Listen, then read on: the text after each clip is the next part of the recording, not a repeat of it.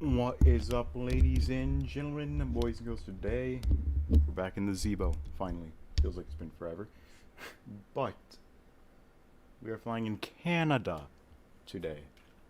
We haven't flown in Canada yet, and we'll be flying. Oh wait, probably. We are flying the WestJet. Put some audio on, which is already on, right? The WestJet 737-800. We're going to be flying from Vancouver, and we're going to go up to Edmonton. Yeah, not much else to say. We're not going to be doing PackX's flight. PackX is getting way too laggy on stream, so we're just gonna fly, like, without PackX, obviously. Alright, here's our bird. And he's ready to get powered up, so let's just go and get started.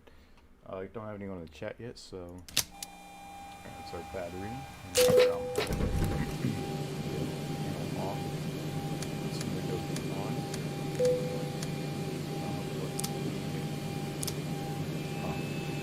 Hydraulic pumps on.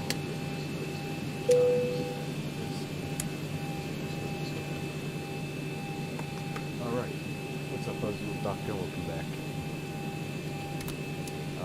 I do not know why the stream is so long. I was going to stream with Streamlabs today, but I could not figure out any settings.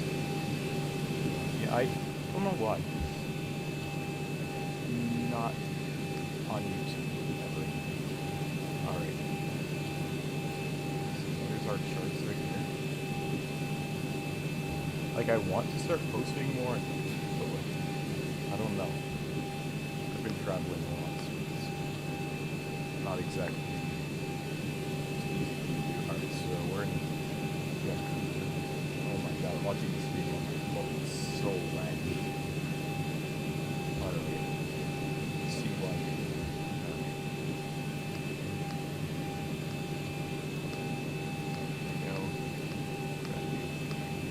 Alright, I was thinking about flying to Calgary instead. Alright, and it's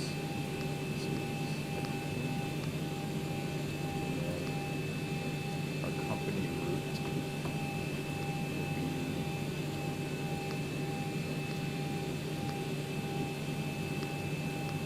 that. There we go. Alright, our runway. I'm going to be taking runway 08 right.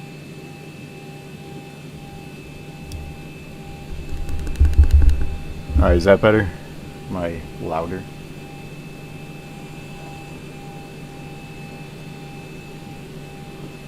Let's see. Let me watch on my phone to see if I can hear myself.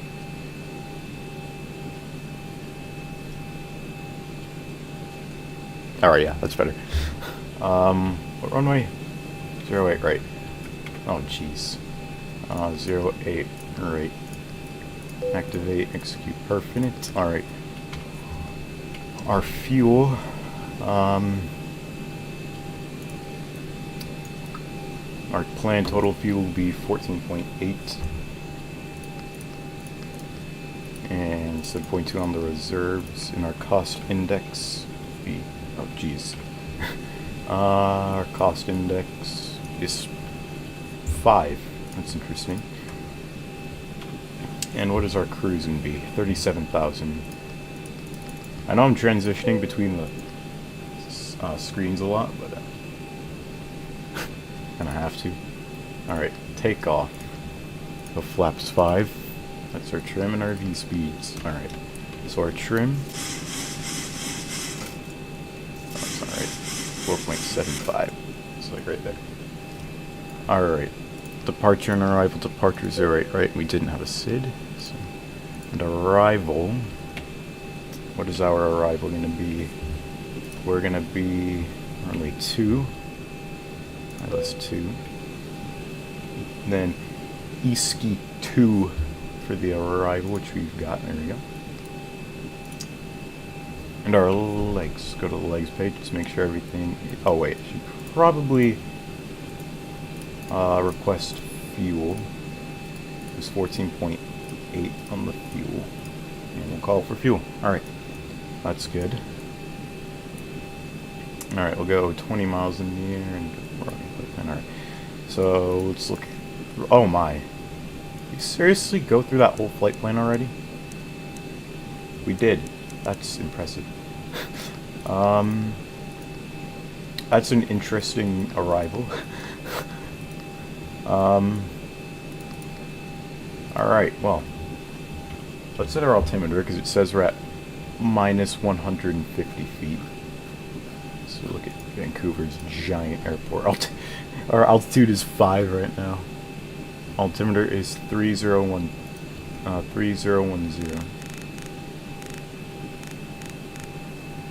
Which that's... Do I have VATSIM? Yes, I do have VATSIM, but I don't fly on it a lot because it's... I have a lot of technical problems with VATSIM, so I just don't even bother on VATSIM anymore. Might switch to Pilot Edge, honestly. Let's see. Pretty much good to go. We just gotta wait for our nav to align and all that. So, what runway did I say we're using? I should like write the info down. Alright. Let's see. It was runway 0. It was runway 8 right. Alright, got a casual Cathay Pacific 747 right here. That makes sense. Oh my god, why am I so laggy? Oh my, it's really bad. It's probably because of all the trees.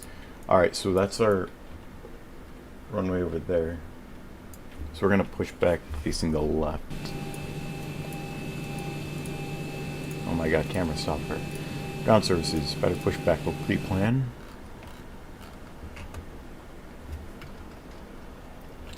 Go down to here. And then push forward in front of our gate. Ground to cockpit. Plan acknowledged. Call me through the menu when you are ready. Alright. Westjet.com. Lovely. Yeah, I have no idea why the Forge is so laggy. That is really bad though.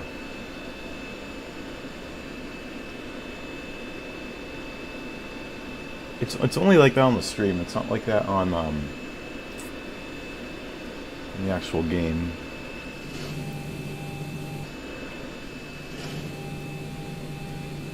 Alright, so how much longer we got on our nav? We've got 3 minutes. I guess we'll start with APU.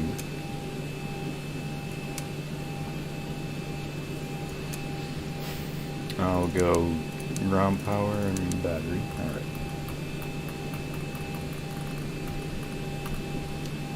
Definitely want to set our packs correctly. We had 37,000. If we have our APU and we'll go fuel pumps on. Yacht Emperor. I think that's pretty much it.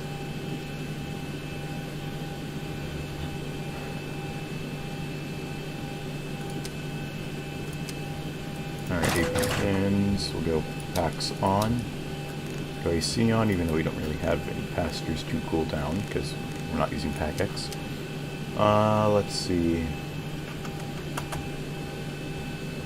I think that's it.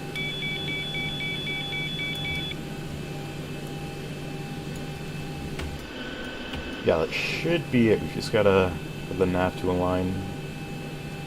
And we should be getting really close to our fuel being full. So if that's 4,000, that's 8,000. Oh yeah, we should pretty much be done. We'll probably be done like another 2 minutes with the fuel. Alright, so I will set the altitude.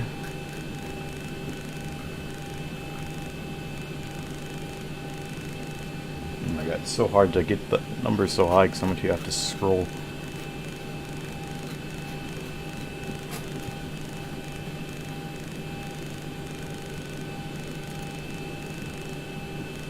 Alright, 37,000. Perfect. And we don't really have to set that because we'll be using N1.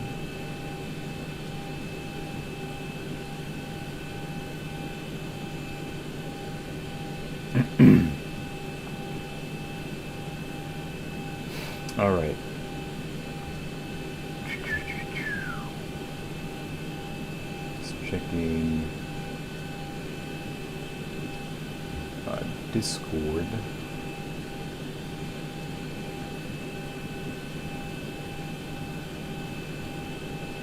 And that is our nav aligned, and our fuel is done. Alright, so let's push back. Ground to cockpit. Tow is driving up.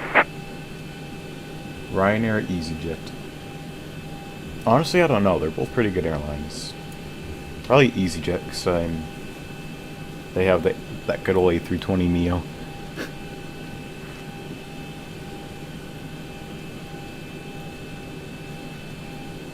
Ryanair is like the southwest of Europe, and EasyJet is like... I don't know. What airline would that be?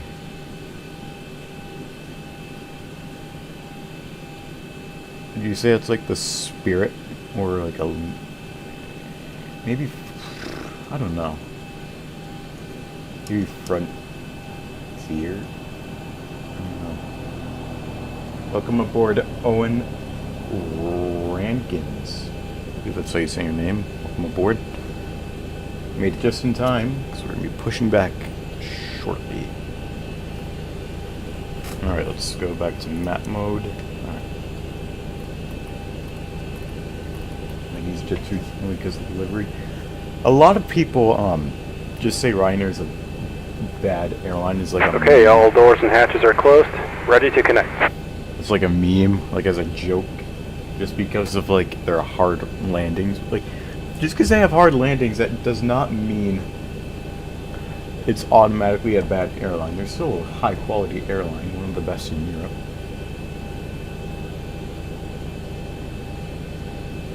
I'm going to Florida next month. That's nice. On a stream, we should probably fly to Florida. I was in Florida a few months ago. Whereabouts in Florida? Like Tampa, Miami. I was in Orlando in January.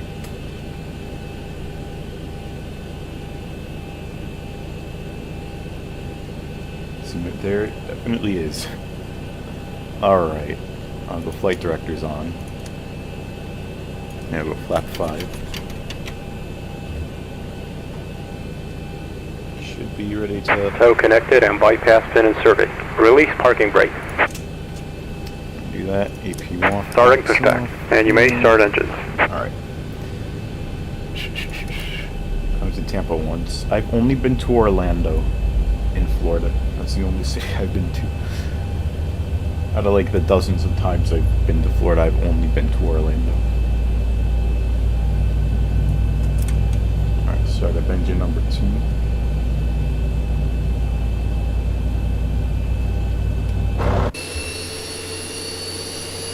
There we go, she's firing up.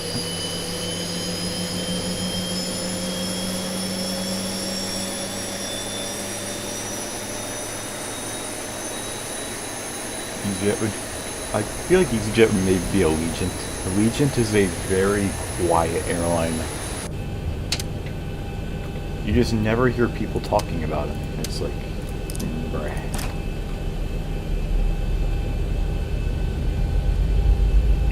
Honestly, what's the most underrated airline? For me, it's probably Air Europe. I rarely hear people talking about that airline. Well, never, actually. More than never.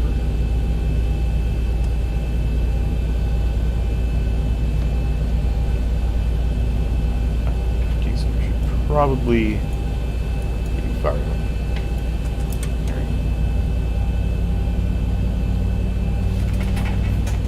Alright, let's push back.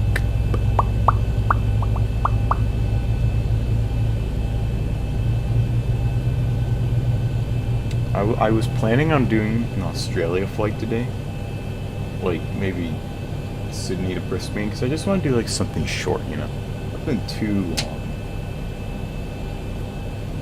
But at the same time, I was like, I don't want to make like a 30-minute stream. That's boring.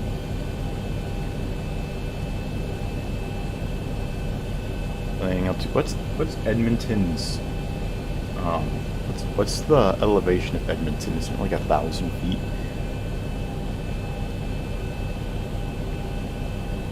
something like that.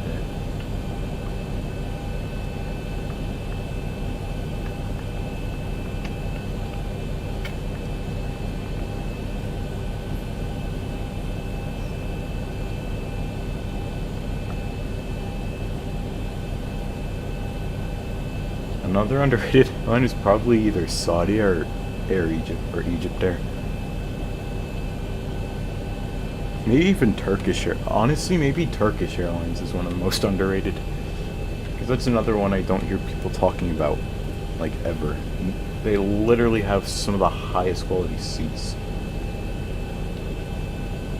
Sydney to Auckland. Yeah, that's too long. It's like 3.5 hours or something.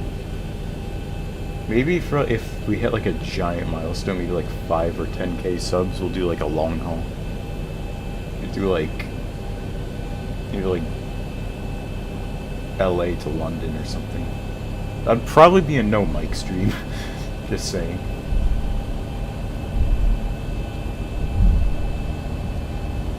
Because I have done very long flights in the past. Just recently I did Seoul, South Korea to Atlanta, Georgia. That took around 15 and a half hours, and that was in the A350. So yeah, if we do a long haul, it would definitely be in the A350. I just have to find the time to do it. Operation complete. Set parking brake. Because like the thing about those long flights like that, Disconnecting tow. Stand by. if you're flying across the U.S. or cargo flight in Narita, Anchorage, I don't really have like a realistic cargo plane. I was gonna get the SSG 747-8, so we could do cargo flights, but if a good cargo flight, just suggest anywhere to or from Anchorage, and that's a good cargo flight.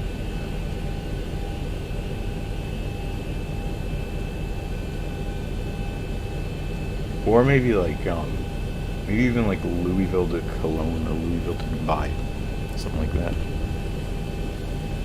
Could get the 777 as well, but as far as I've heard, it's not a very good airplane for Xplane apparently. Been a flight from CT. CT is at Charlotte. Tow is disconnected and bypass pin has been removed. Hand signal on the left. We'll see you next time and have a safe flight. Charlotte to Ireland, interesting. I'm guessing you flew American Airlines to what's it called? To London? Alright, control check. Left. Right. Up. And down. Yeah, Charlotte might be actually the main hub for American Airlines. Either that or Dallas. Charlotte is in it literally just American Airlines, and that's it.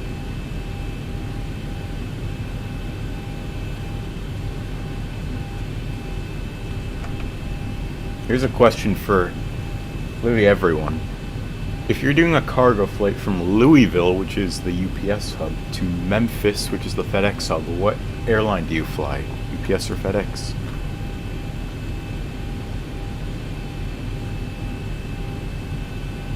Never done a long haul before. If I did, I'd fly Delta. My first long haul was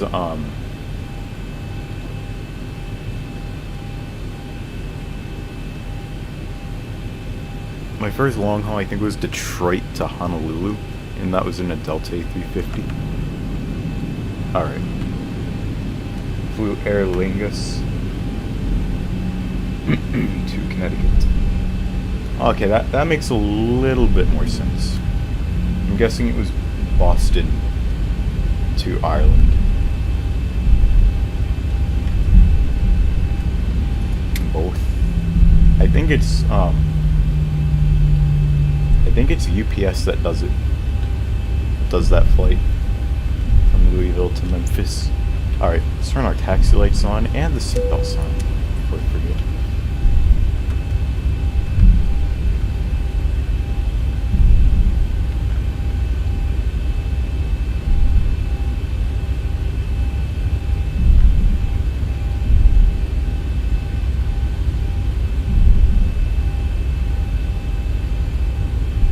Why is everyone so confused?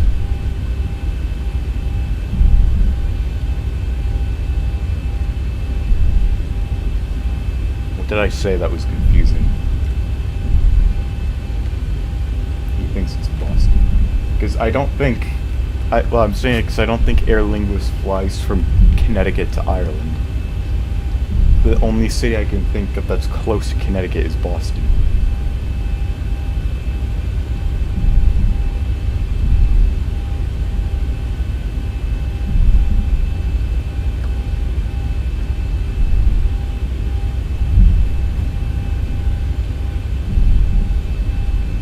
But UPS flies that flight.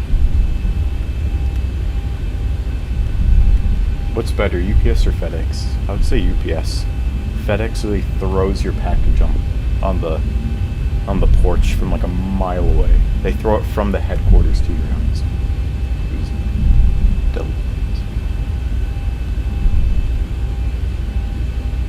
Still kind of confused because Delta I don't even think flies to Connecticut. They might, but I don't think... Am I going the right way? Certainly I'm going the right way.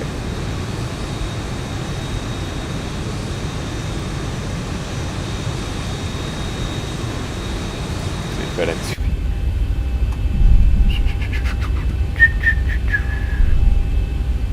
The airline I want to fly for when I get older is UPS. I want to either fly their 747-8s if they still fly them, or their 767s if they keep them, because they don't plan on retiring them anytime soon, as far as what I've seen.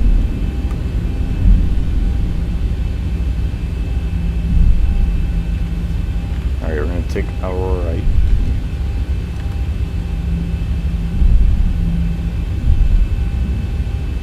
If I was going to fly for a passenger airline, I'd probably... I don't know, I'd probably fly like more like of a regional airline, maybe like Endeavor Air, or maybe even like oh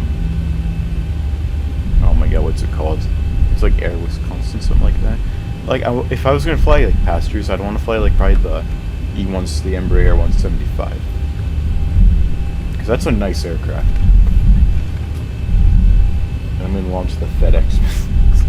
UPS first FedEx. Can you imagine that? That's going to be the next big aviation meme.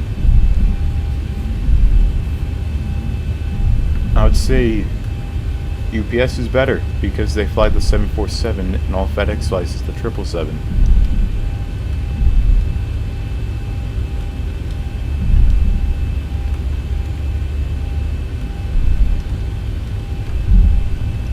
But, I mean, FedEx, the 777, has the nicest engine sound ever. So, I don't know. 747, A300s, and you pretty much, you almost just said their whole fleet. Is this the right route?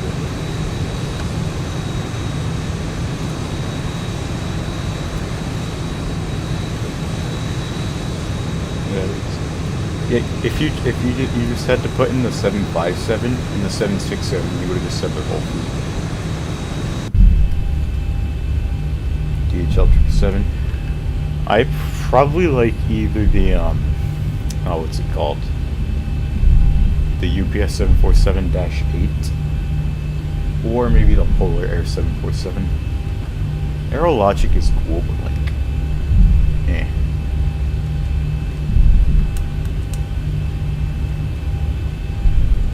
Did you know that there is a half cargo plane and half passenger plane that only does one route and only serves one airline?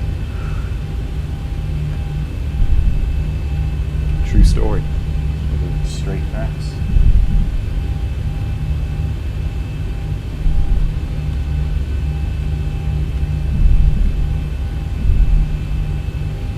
I don't even remember what it's called. I think it's like a modified 737-500, and it flies for Alaska from Anchorage to Barrow. So it can fly both passengers and cargo.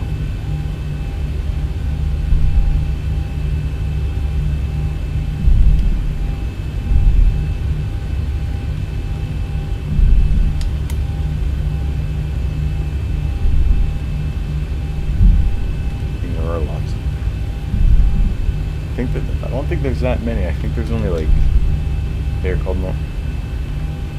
What? No. Like really half of the whole fuselage is passenger. Like the front half is all passenger. The back half is all cargo. Not like the belly of the plane is cargo and the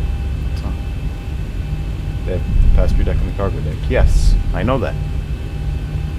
But like the whole half front of the plane is made for passengers, and the back half is all cargo. Every plane. No. That's not what I mean. Like imagine just a giant wall halfway through the aircraft. Like imagine take like the front half of like a regular like 737, then take the back half of a 737 freighter and put them together, and you get the plane. Maybe I'll try and find a picture of it.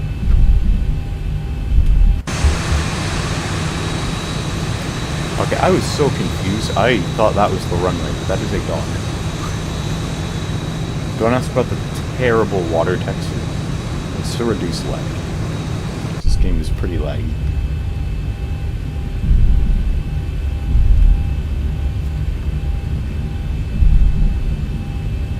I know it might sound strange, but that is a thing. And I've seen, well, I haven't seen them in person, but I've seen tons of videos on it. I think its passenger capacity is only like weirdest planes are supposed to be normal. I mean, it's not really. It's actually kind of a good idea if you're flying to such a remote place. You're flying to the northernmost tip of Alaska. Alright, here we are. Oh my god, that is laggy. Alright.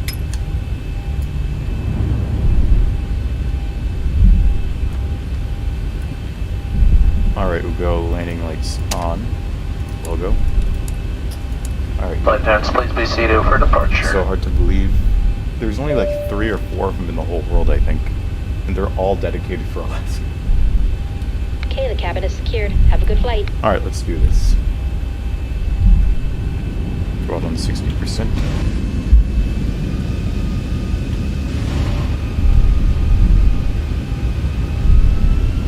Speed that up. I don't know why Vancouver is so laggy for me. Should get better when we get in the air.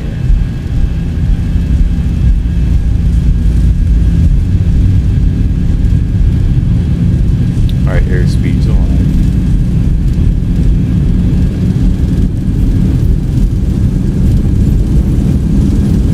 God. 80 knots. Check.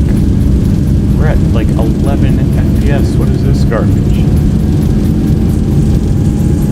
Okay, can we stay on the center line, please? It's only a 6 knot move.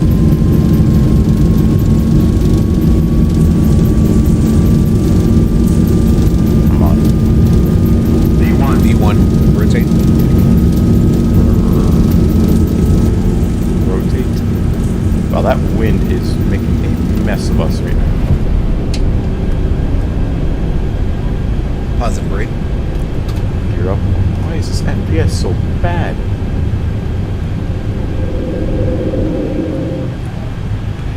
Welcome aboard, Hari Walcott. I believe that's how you say your name. Yeah, golly, this is like 400. it's 400, 1,000, and then we'll turn on the autopilot.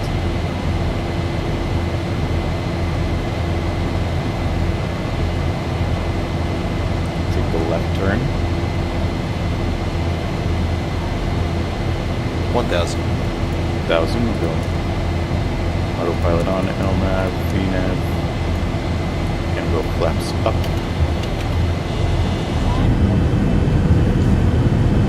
There we go. Okay, our frame's getting better.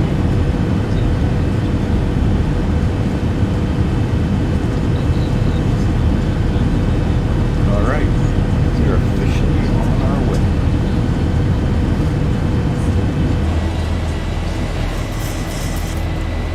One thing I do plan on posting soon is a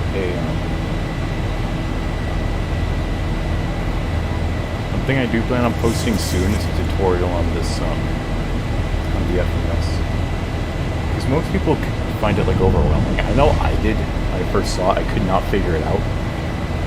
But I put more time into it and watched some videos, and I was like, sick. It was simple. Oh my, look at those mountains! It's like you're on the free can for a second by airplane. Well, first of all, look at this. This looks really nice. I only have, oh, and there's the city over there. I only have like half of the, objects loaded in. Like, you see the trees and stuff. Oh, and there's the airport.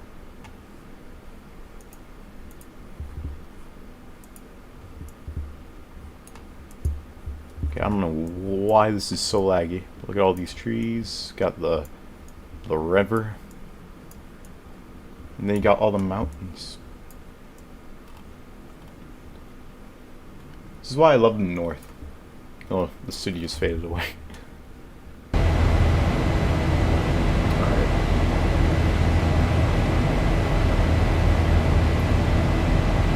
We're gonna be flying straight above the cloud.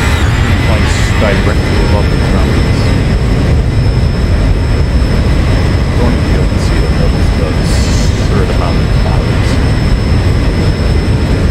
We're flying over a lot of them.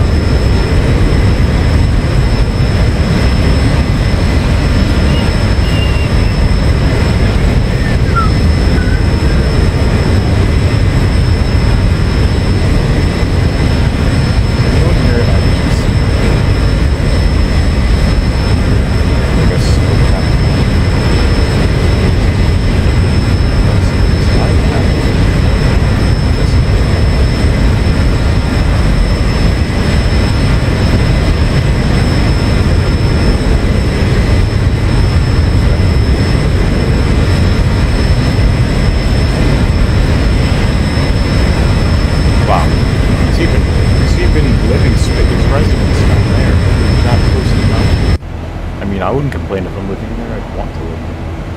Alright, 10,000 feet. Let me lights off. X-lights off, logo, and alright. Just let the airplane do the work now.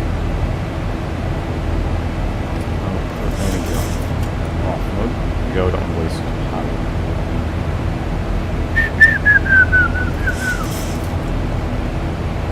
Alright, so let's ask some questions now. So I'm not going to have a lot to do until you start descending. What are some questions? What's your favorite Canadian city? Mine would probably be Edmonton.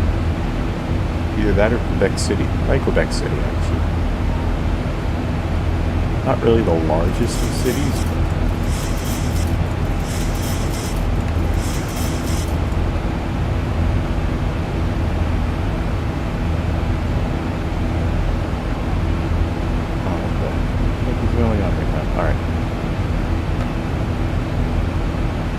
we have 5 people watching, no one's chatting. Wow, you can hear that aileron stabilizer is going to town right now. Ladies and gentlemen, the fasten seatbelt sign is on. Please remain seated. When the captain turns the sign off, you'll be able to move about the cabin. When you are in your seat, please keep your seatbelt fastened in the event of unexpected turbulence. Please be careful when opening the overhead compartment. We ask that you use the lavatories located in your cabin, and please don't stand near the lavatories in the galleys. You may now use all approved personal electronic devices. For everyone's safety, Vancouver is make nice. sure your You're just personal belongings really are clear close to of the the border. aisle. It's just not fun. We're pleased to offer personal device entertainment on our United private screenings option. Like, the annoying thing about being in, like, the Seattle, Vancouver, Portland area is there are so many airports, and the noise and air pollution there Have a headset? We'll be happy to ridiculous. provide one. So you got SeaTac, then you got Vancouver International, then you got Portland, then you got Everett, and you got the Pinefield, then the Bowen United Field. Wi-Fi network. Go to UnitedWiFi.com.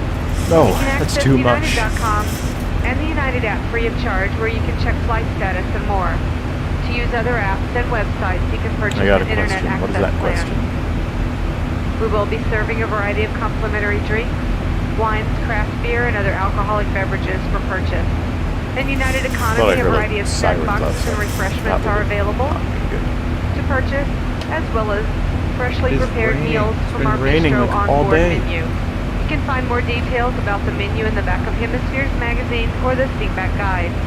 We accept most major debit and credit cards, including those with a Visa, MasterCard, Discover, or American Express logo, as well as the Mileage Plus Explorer Visa card.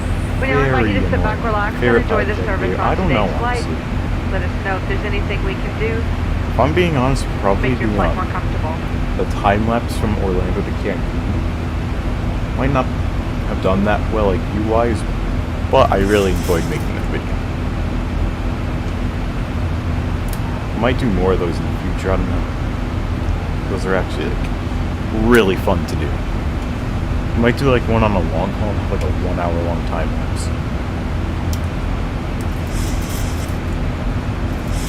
I plan on making trip reports in the future, but I just need to get a decent camera first. So I have a 4K camera, but the quality on it is really bad. Like, absolutely terrible. So that's the only problem, is it's really low quality. Otherwise, I'd definitely do it. Alright, let's go standard altitude.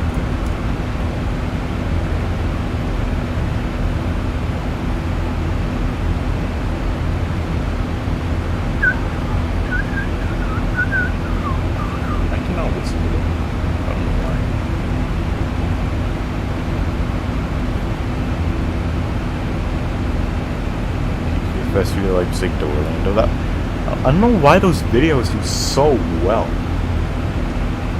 Like, I just do not know why they get so many views. It just does not make any sense.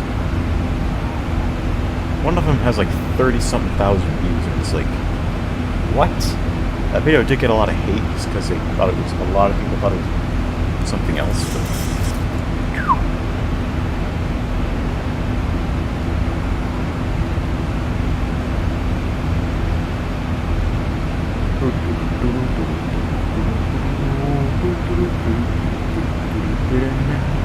I don't know what my favorite one of those videos was. It might have been like, I don't know.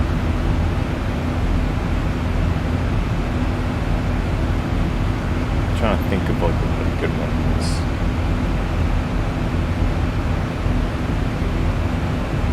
I have no idea what the best one was. Maybe when we did the mega route, we did like, what was it? I think it was like, oh my god, what was it? I think it was like New York to Las Vegas to Perth or something. I don't know. It was a long time ago when I made that video.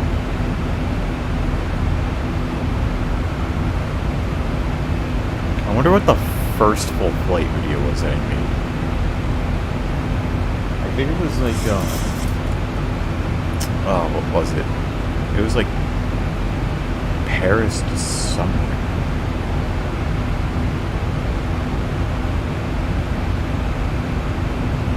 I don't know.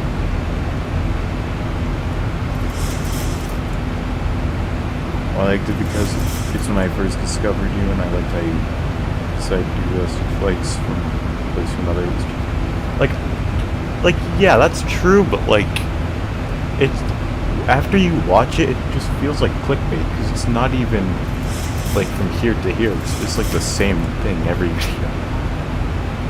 Like, one thing that I feel like the developers definitely could do that would take forever, but would be very worth it, is they could try and like remake the world, put all those major airports in, and have like a loading system, kind of like Minecraft, or like when people are near something, that's when it's only loaded in. That way there is a massive amount of lag. That way we could actually make our videos more authentic.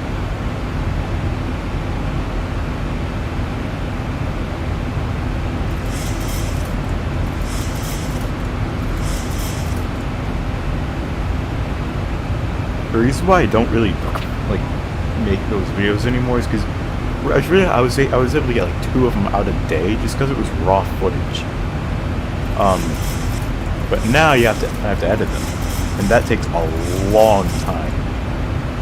And most of the time, I'm like, oh, I'll do this, I'll edit it later, and then I never end up editing it, and it just sits in my folder. Like, I could just like force myself to do it, but then I'm gonna like rush it, and then it won't be like that good. Like, the only time I edit is when I'm in the mood to edit. Look at all these mountains.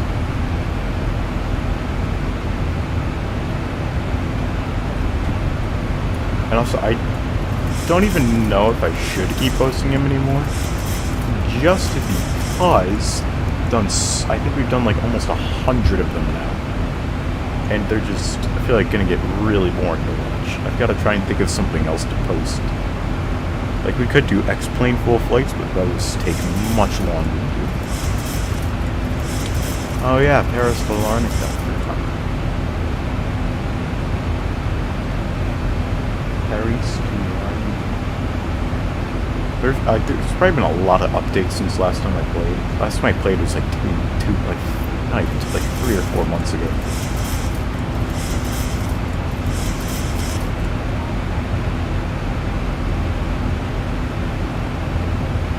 I definitely will keep posting them. I'm probably gonna try and think of a way to make it different, just so it's not the same thing every video. Like, I could try and recreate like different aviation accidents, but YouTube doesn't like that, so I don't.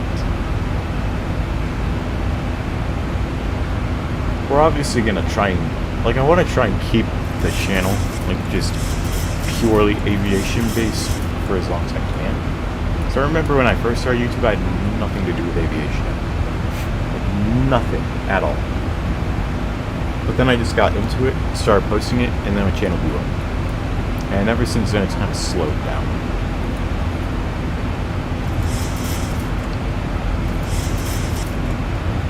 Which, like, that's like expected. It's gonna happen a lot. Like, maybe collabs with some other people. I feel like if I was able to do live streams more often and make them not so laggy, that definitely could be the next big thing. Just hint, I might be getting my computer soon, so I might be able to stream daily and make the streams much longer.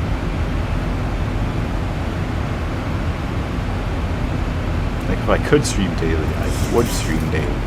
I'd be able to get a lot more videos out if I actually had my own space to do that. Well, let's see what happens. Maybe I could do like you can go into the model planes thing. The thing is with that is model planes are very expensive. They're like they could be like anywhere between like $60 to $100, just like a normal like 1 to 400 or even 1 to 200 scale. Like, if I make a model airport, I could do like a series on that, like I'm building it, but I have no space to put it. If I could put it in the attic, but the attic is never open, and it's spoiling hot in there.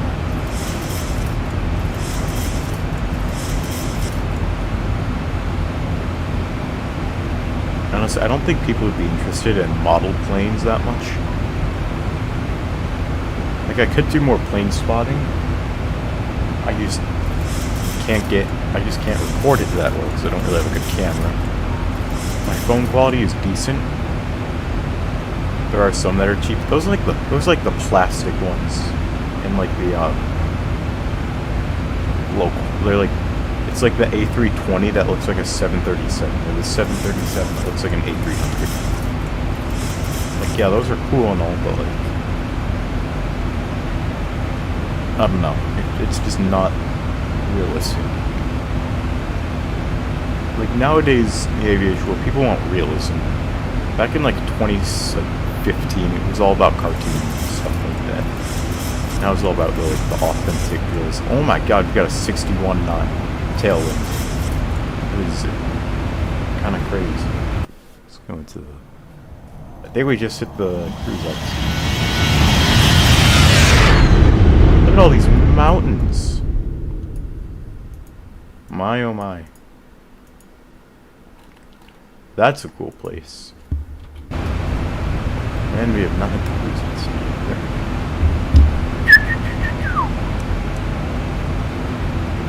Like, I post on my,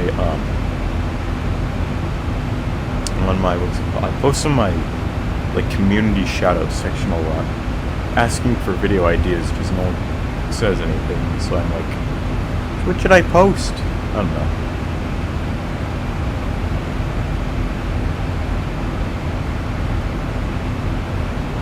Like, we're gonna stick with aviation forever. Probably forever. Maybe I'll make another channel where I do completely off-topic stuff of aviation, like do Minecraft stuff. I don't know, like you'd do like let's build an airport in Minecraft, or something like that.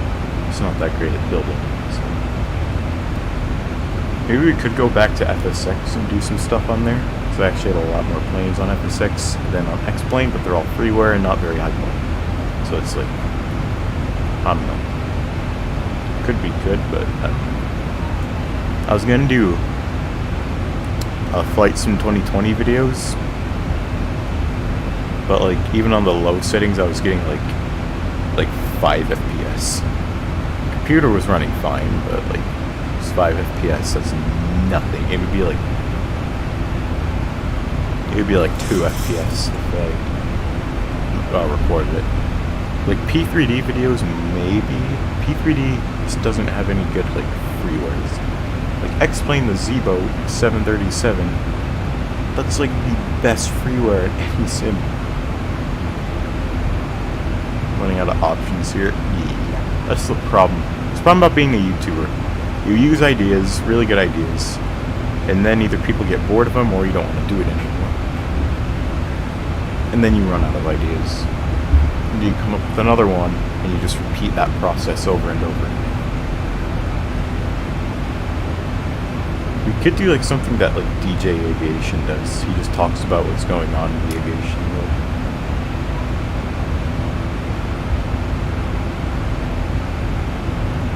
And we like explain like maybe some theories or something like that about like what we think could be happening. I don't know, that's just his thing. Gotta do my own thing. Something original. Something original that people think is interesting. Because like the PTFS full flights thing, that was really original. That was entirely original. Like maybe some people did a few of them here and there. So if that's the case, then I definitely popularized it. I don't want to do like landing competitions. That stuff is really weird.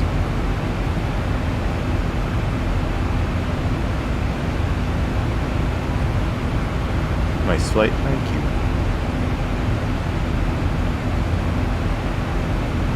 If I was to do a landing competition, I'd need more people in the Discord. There's only like 3 or 4 people in the server so far.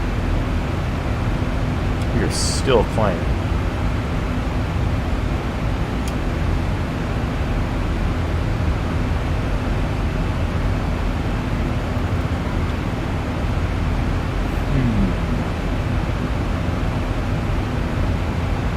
I could probably do like a bunch of different tutorials and stuff. Like something I want to do is like a VATSIM 101. Like everything you need to know to get into VATSIM.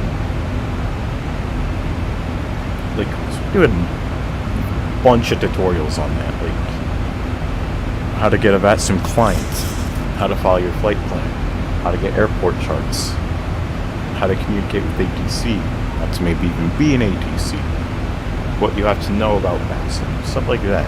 Is that not only could it be entertaining, it's also helpful. So I feel like there's more people trying to get into VATSIM now than there have been ever.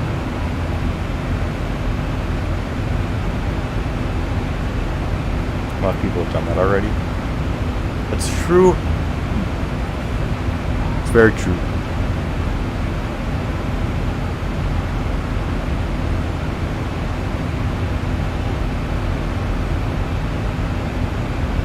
someone who's like a VATSIM newbie, like me, and that I can like explain what I did and like mistakes I made so that you don't do them. Stuff like that. But like again, people have done that. So like, I don't know.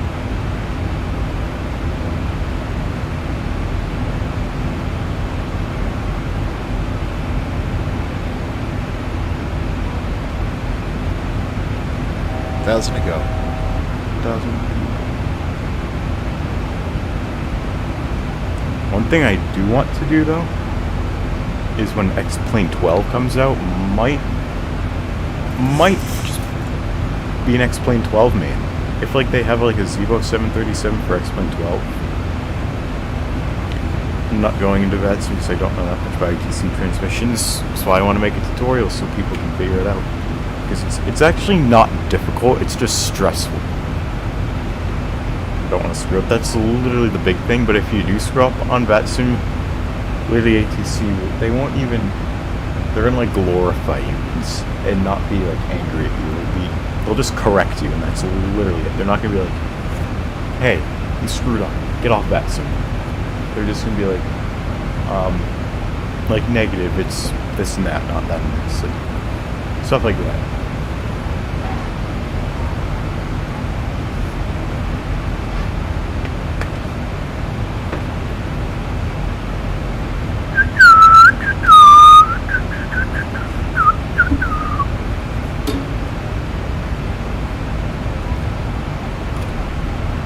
Did not mean to do that.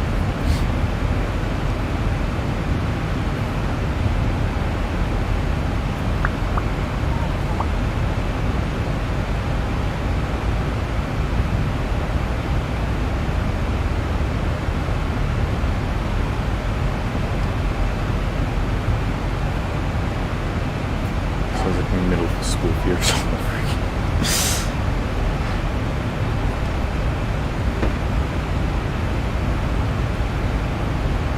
I mean, learning VATSIM is really like learning school, pretty much. 'Cause there's so much you need to know. And like, a lot of things you're gonna have to remember. A lot of things you have to know beforehand. Yes, that's something.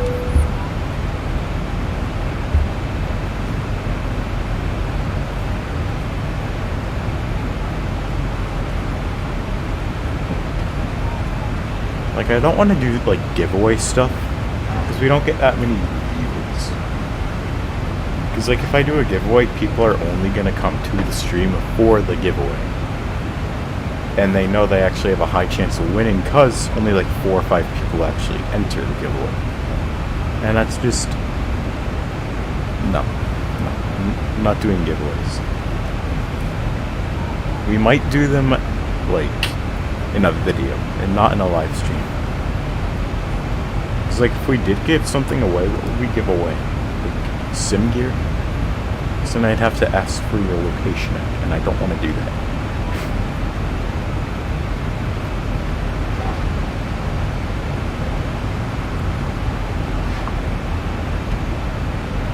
Like, if we were gonna do something, it'd be like a code you can redeem, like a Robux gift card or something like that.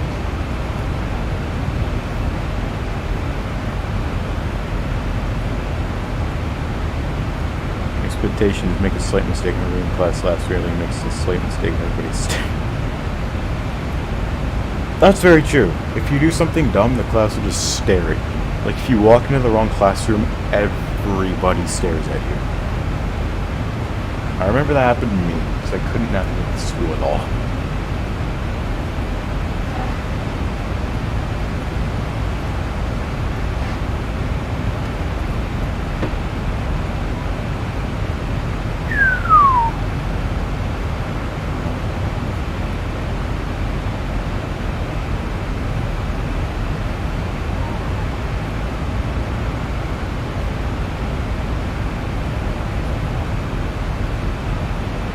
You want to know how to make the class laugh? Do inspect element on GimKit cache. That'll make a good giggle. I did that once. Everyone was like, couldn't contain themselves. They almost exploded.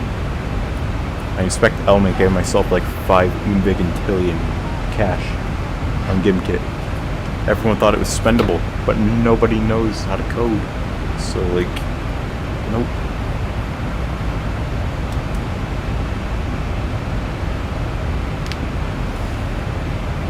Inspect Element isn't even code really. It's literally just like formations.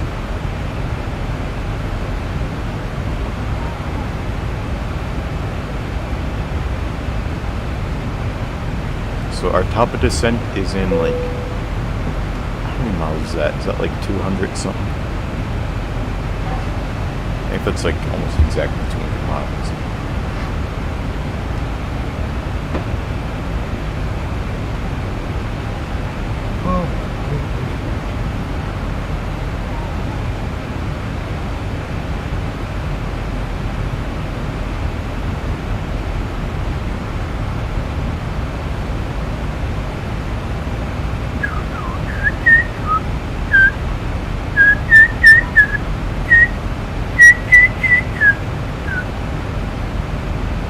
Want to know how to make the class laugh? Tell them one of their classmates is a classmate. There's no such thing.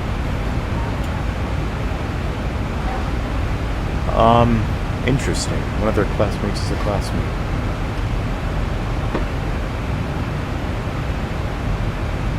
What is worse, ignorance or apathy?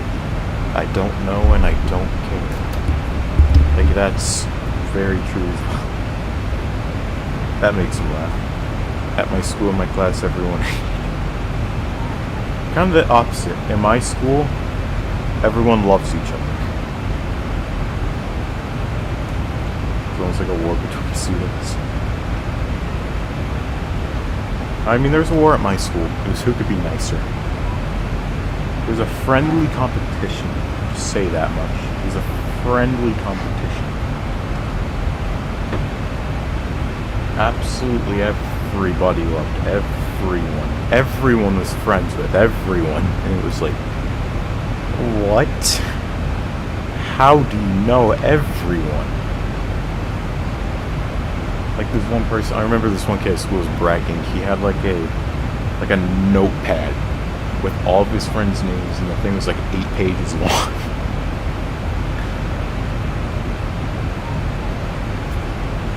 I think he had like close to like 200 people on there. That's like almost a quarter of all the kids in the whole district. Like, what?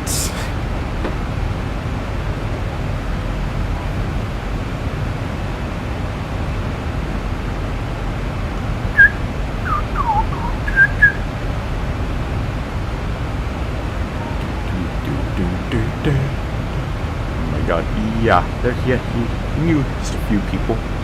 Just a few. You look on Instagram and he has like 4,000 followers, and he's following like 5,000, well not thousands, but he has like 400 or 500 followers, something like that. Like half the people he doesn't even know are following. How many friends are fake? 7 pages friends per... Honestly though, middle school is probably the worst time to trust people. Middle school is the worst time to trust anyone. They're like, you tell them you're struggling with something, and just be like, hey, just eat a bowl of Cheerios and you'll calm down. Like, no, I'm not taking that stupid advice. Like, just wait until like college before you can trust someone.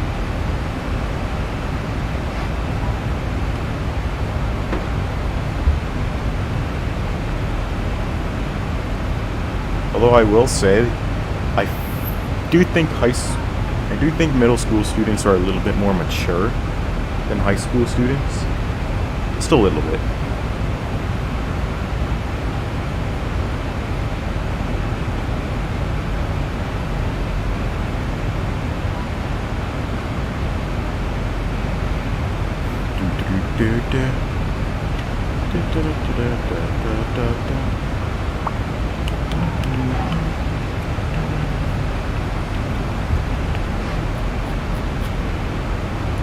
That's a very laggy map.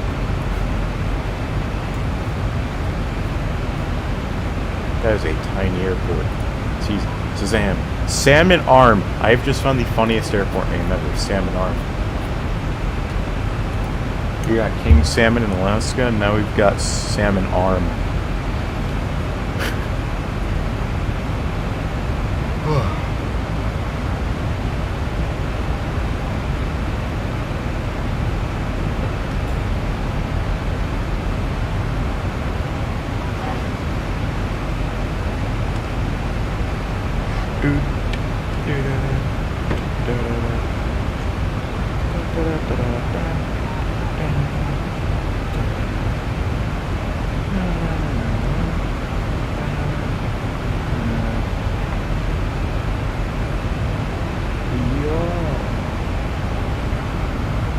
Hold on a second. American Eagle may have started direct service from New Orleans to Buffalo. Yeah. Check that out real quick. 'Cause that'd be epic.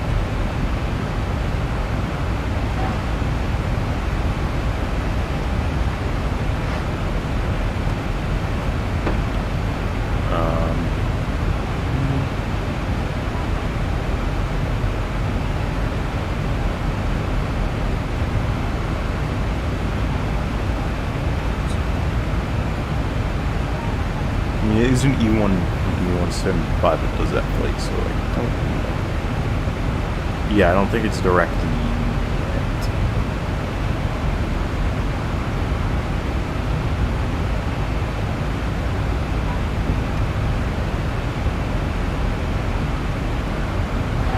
let's see what that flight number was. That was 9933. There's probably messages I have to read. I want to figure this out.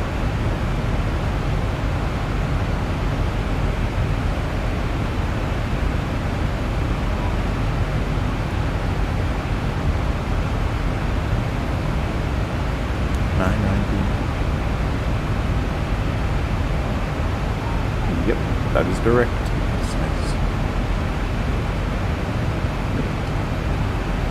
Alright. Perfect. Let's. I remember this time a fight was about to break, and soon says, "Hang on a minute," reaches into his. Pulls out a red band and wraps around his head, and then they fight again.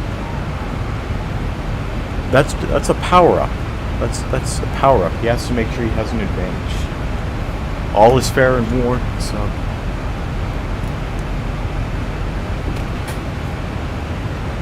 Very rarely do fights happen in middle school nowadays.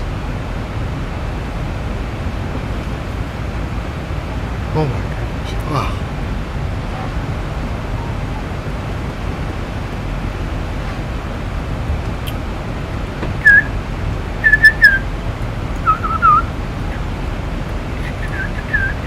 How do you say that? Kelowna Airport?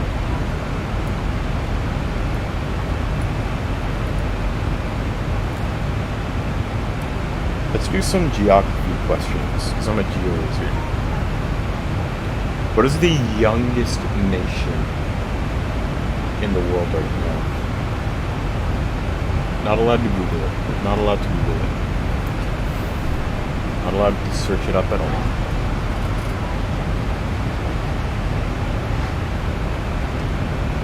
What is the youngest nation?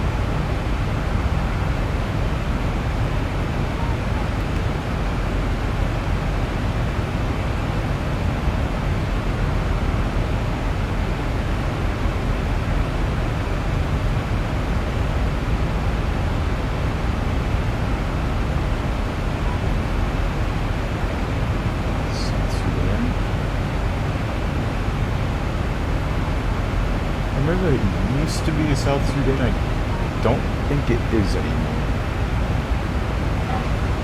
But it is in Africa.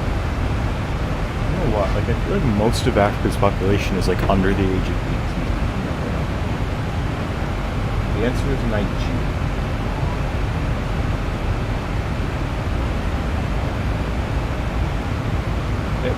It might be South Sudan now.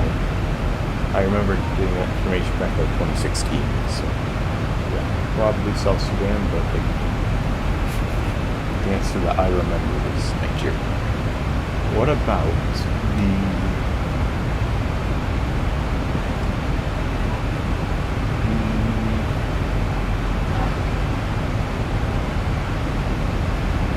another question?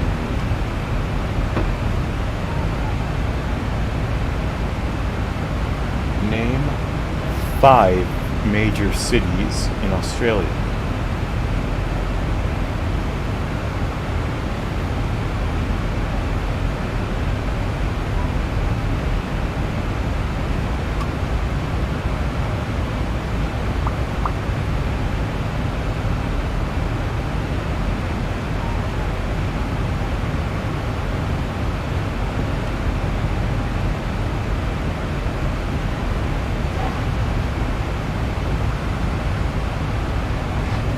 I will be back in a minute.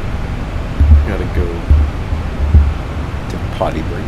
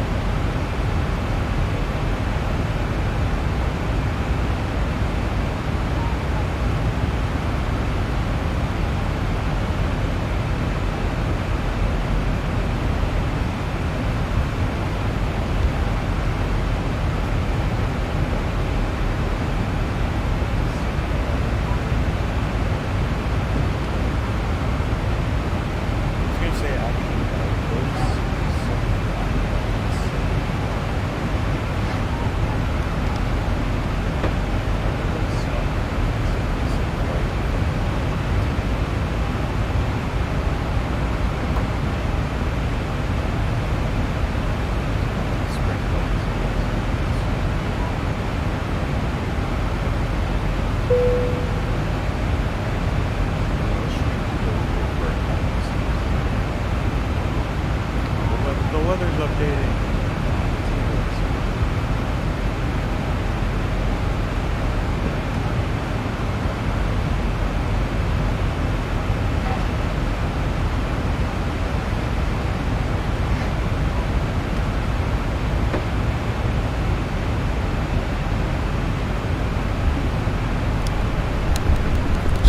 Literally have to tap that button like 80 times before I can get to full volume.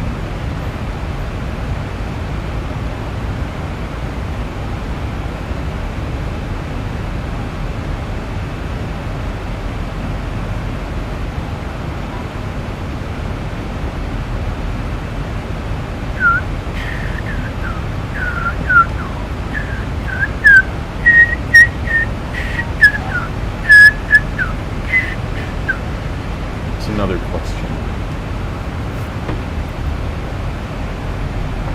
What country has the highest production of olives? Don't ask how I know this, but what country has the highest production of olives?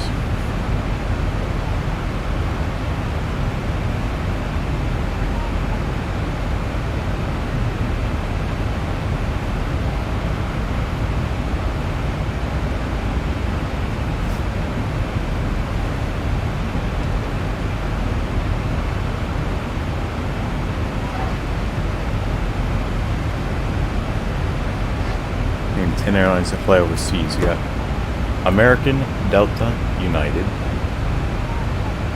Air Canada, British Airways, Korean, UPS, FedEx, I don't know, Alitalia. What's one more? Let's say Hawaiian. 10.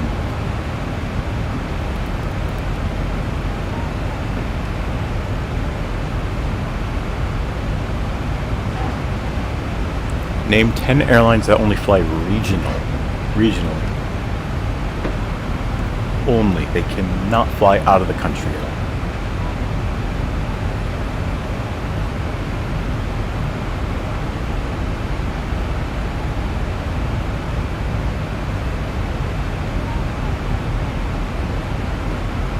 all. Honestly, I don't even think there are 10 airlines that only fly regionally. Now I think about it.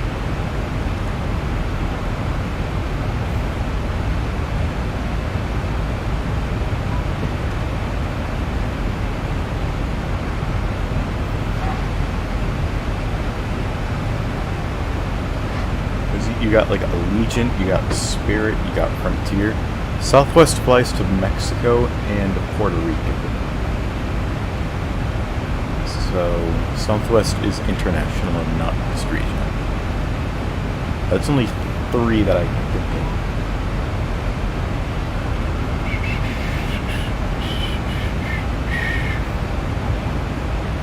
of. Southwest isn't regional. They're international.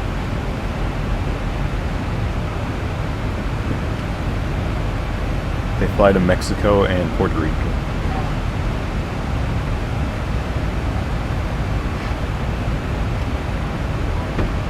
Dang it. Because you got Spirit, Allegiant, and Frontier. That's all I can think of. We also got Endeavor Air. Then there's actually no Endeavor flies to Canada. Well, those are the only 3 airlines I can think of.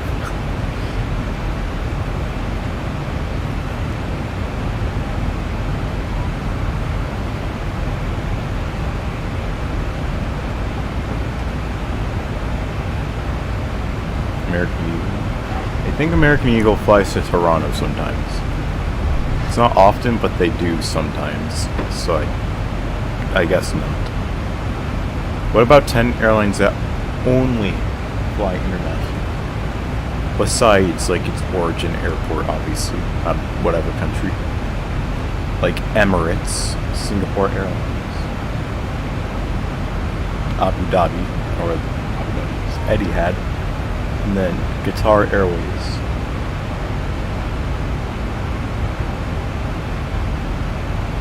What else is there?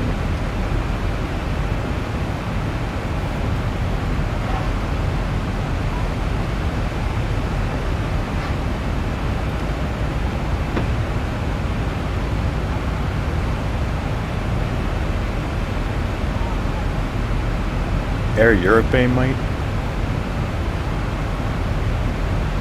Actually, Air France only flies internationally now. Because Air France banned domestic traveling by air. They're doing it all by train.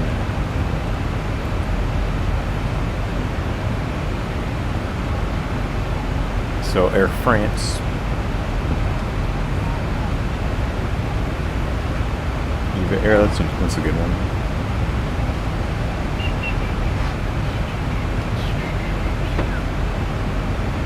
Japan Airlines, no, it doesn't count. Because they fly like Tokyo to Osaka.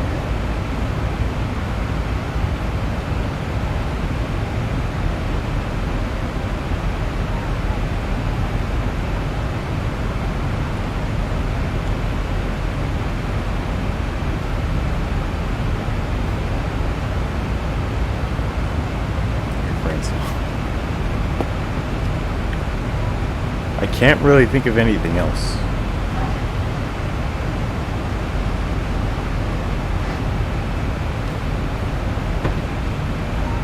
So let's see, we got 1, 2, 3, 4, 5,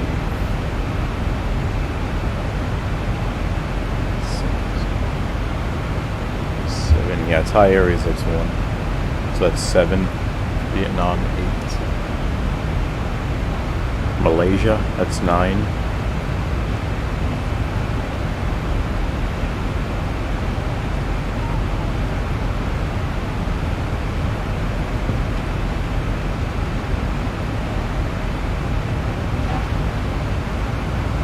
What's one more?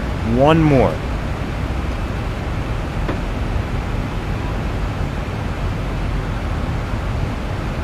One more and we have 10.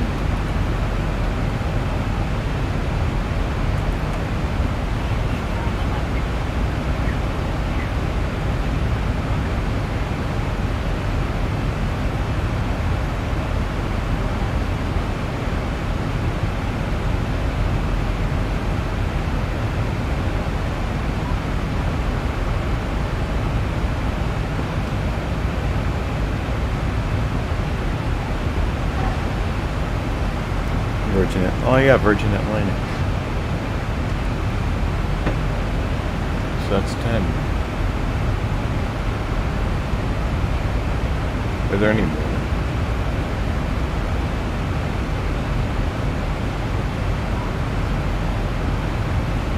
Does British Airways only fly internationally? They might fly from like London to Manchester or something.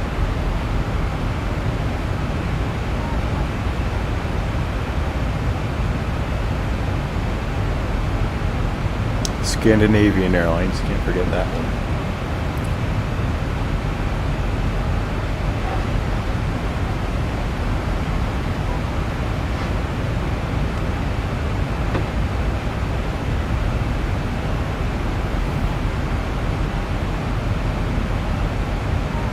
South African Airways, actually no, not at all. Forget I said that.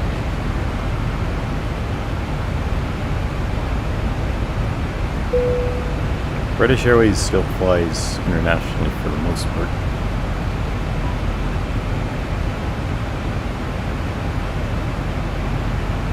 TAP Air Portugal, that's another one.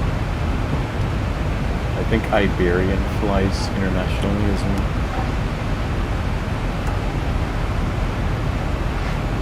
They also have, Scandinavian has A330s, A340s, and A350s.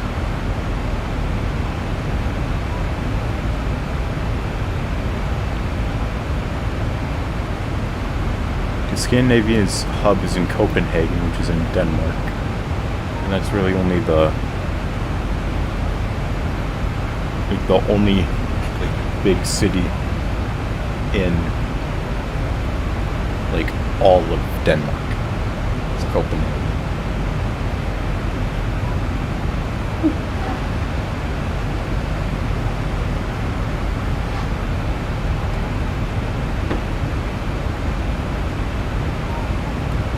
I'm guessing TAP's only regional flights are from Eurowings. I don't know enough about that airline to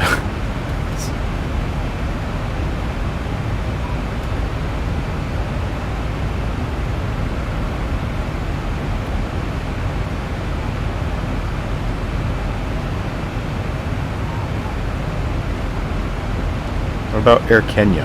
Air Kenya.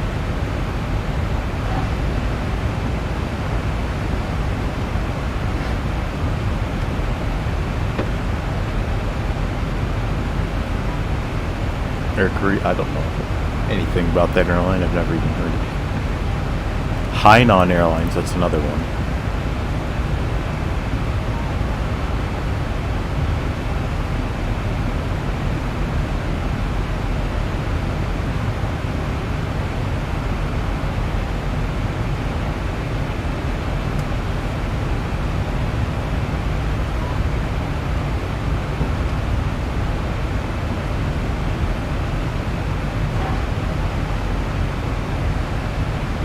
I got another question. What's that question?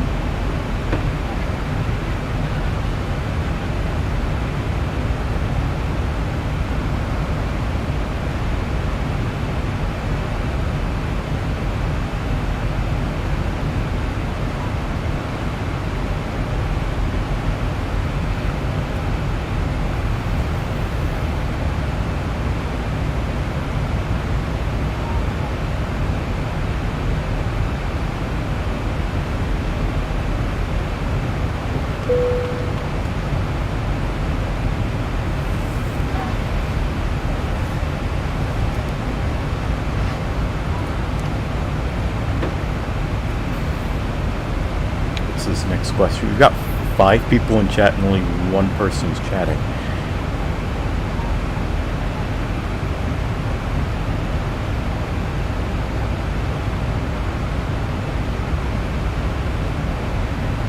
Name the biggest airline each country or continent. Each country, that's going to take hours. Each continent's a bit easier. We'll go continent. Antarctica doesn't count. For North America, I would probably say either Delta or Air Canada. Europe would probably be... Oh no, Europe has tons of big airlines. Probably either British Airways or maybe Air France. You'd probably Qatar Airways. Australia, that's really difficult. I wonder, it can't be Qantas or anything. South America? What would South America be?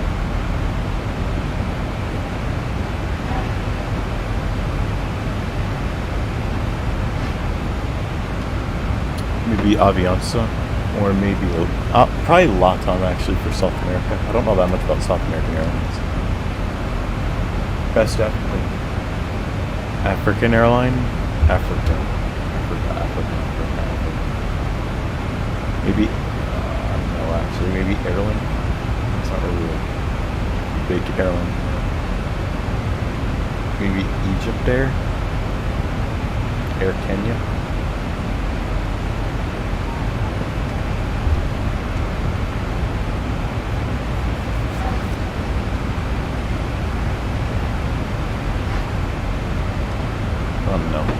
I don't know anything about African Airlines. It used to be South African Airways, but not anymore because they're very much not a thing anymore.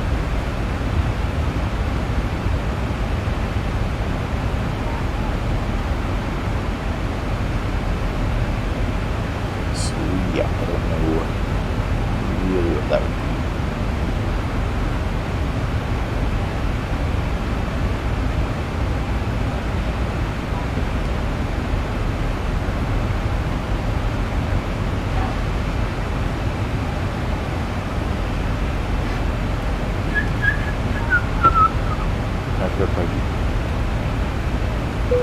Ethiopian Airlines is a decent airline.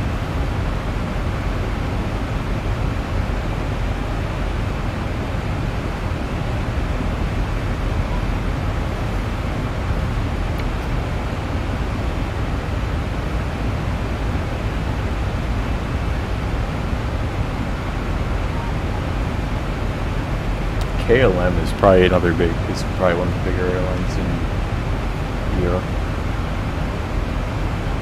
You got KLM, British Airways, Air France, you got Lufthansa.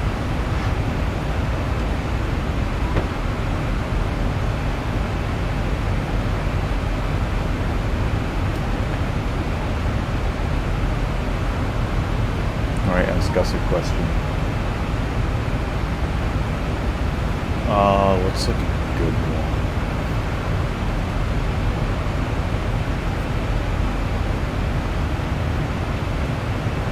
What are 5 airline fleets that you can memorize by heart?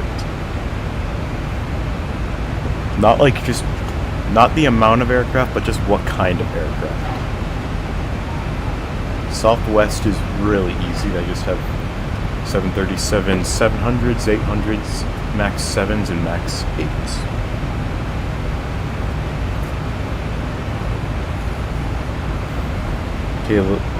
KLM. I almost don't know KLM's fleet that much.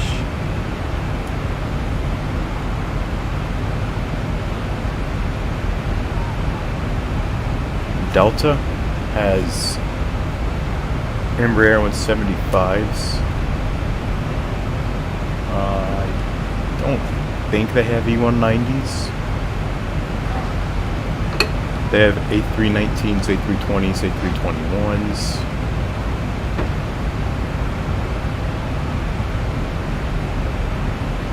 They have 737s, they used to have 747s, they have 757s, 767s, 777s. They have A330s, A350s. That's pretty much it. They're getting a Southern airplane. Air Canada, they have Q400-8s. They have, oh my god, I don't know, like, their Embraer fleet, but I think they have E1, I want to say, they have 737 Maxes, they used to have 747s, they used to have 767s, they have 777s, they have 787s, they have A319s, A320s, A321s. They're gonna have A321 XL1s.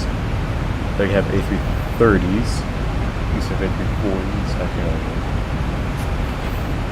747-400s, 747-800s. Those 7Fs and 9s.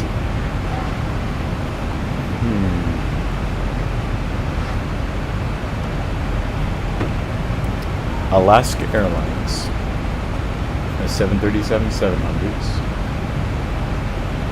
They have 737-300s and 400s, and the modified 500. They have 737-800s, 737-900s, 737 MAX 8s. And that's it. I'm not counting the Q400 because that technically isn't owned by Alaska Airlines. Emirates is really easy. 777-200, 777-300, and Airbus A380.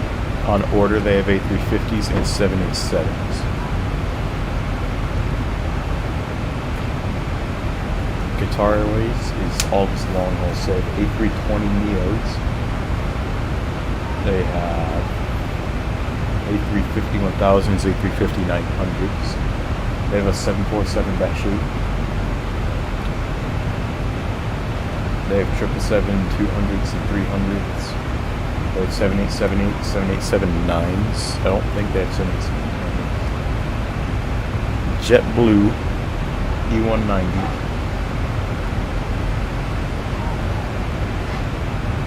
A320, A321, A320neo, A321neo, A321LR. That's pretty much it.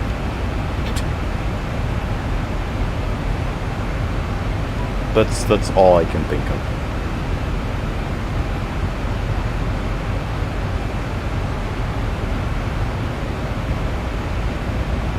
Top descent is getting closer and closer. What's one more airline you can memorize this fleet on? Maybe United? United has E145s, E175s, E190s. UPS, yeah, we talked about that earlier.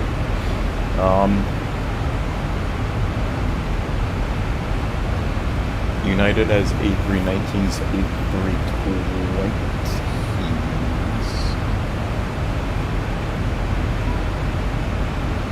And I think that's their whole Airbus fleet. They only have A319s and A320s as their Airbus fleet. I think they want A321 XLRs. Their Boeing fleet's crazy. They have 737s. They used to have 747s. They have 757s, 767s, 777, 7878, 7879, and 78710. That's all I can. That's like all I can name for now.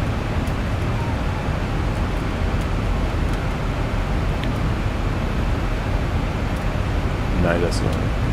Oh, don't forget, United has those electric airplanes and those supersonic planes on order, which I highly doubt will happen because both those planes are still like theories. They're still concepts. That's the word I'm looking for. I don't know why I could not spit it out.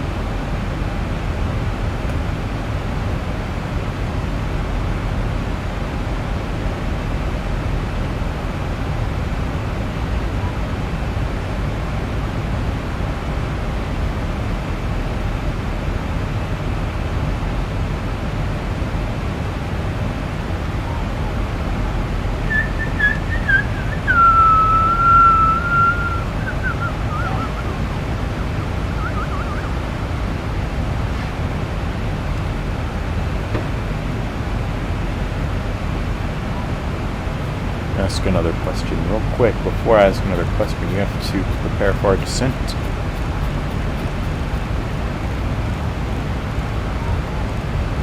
Alright, let's do this. We bring this down to 3,000.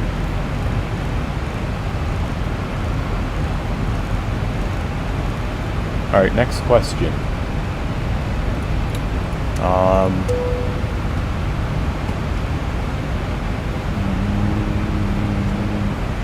Seatbelt sign has been switched on. For your safety, please remain seated with your seatbelt fastened until the seatbelt sign has been switched off. I have no idea what else to ask. Let's say, like, if there was a plane that you think you could fly in real life without any training, what plane or planes would they be? For me, it's the 737 and A350.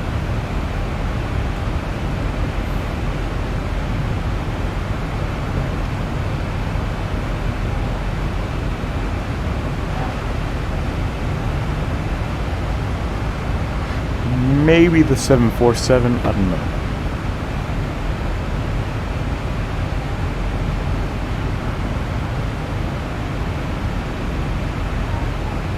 Like, this is like saying, if you're on a flight, both pilots go unconscious and a passenger has to take over. Citation and longitude, it's an interesting one.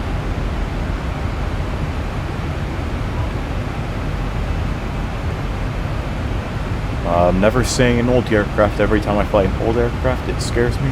I almost die. Like the DC-6, 707, 727. Those aircrafts are heavy.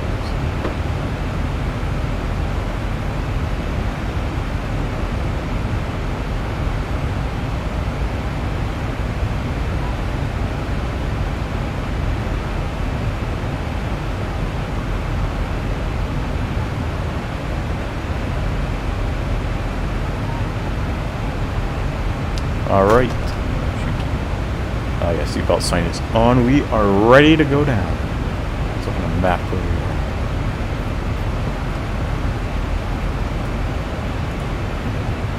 Oh wow. Leaving the mountains behind.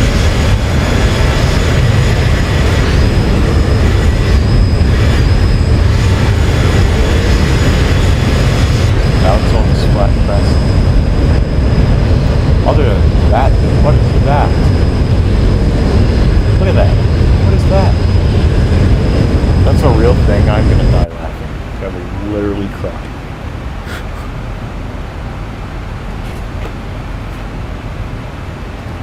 I would pay to go see it.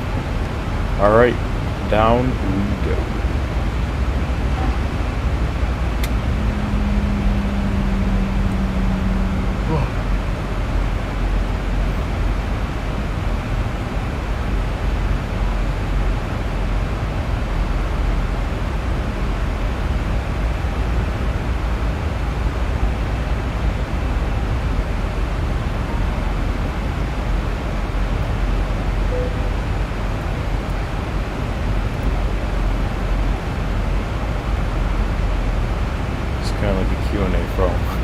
Q&A is like a more personal life question. These are just general questions. Another question. What is your favorite airline alliance?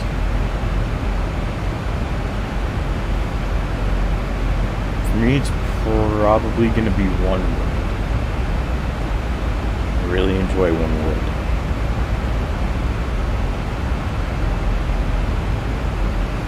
Next question. If you were to fly any airline, what would it be?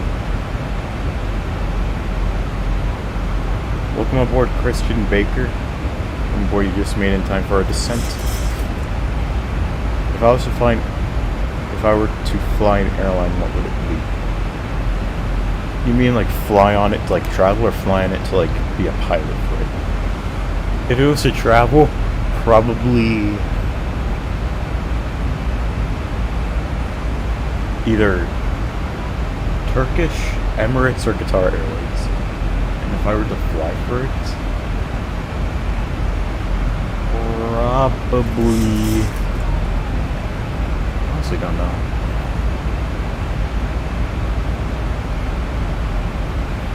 Yeah, we really started our descent like 30 seconds ago.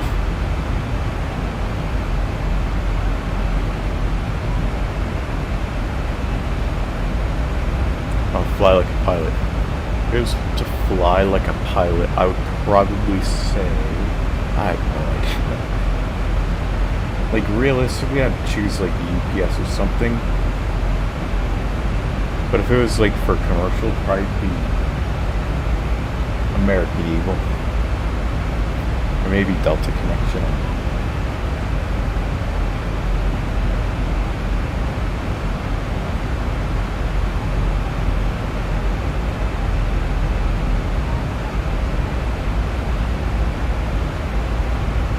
Alright, oh my god, we've got almost like we've got almost a 70 knot tailwind right there. That is insane.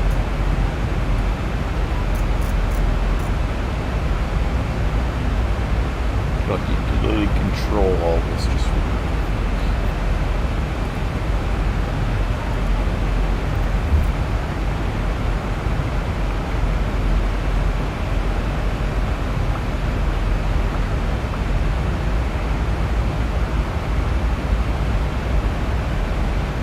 I hear an airplane right now. I'm gonna go up and like radar what that is. So I'm way too curious. I want to know what that is. That was a A321 going to Orlando.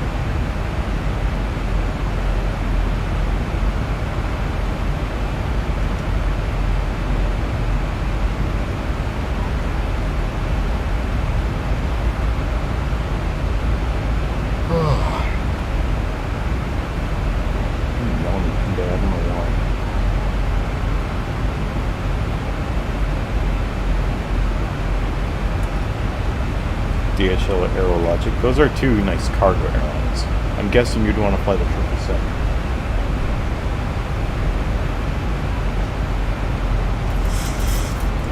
Here's another question.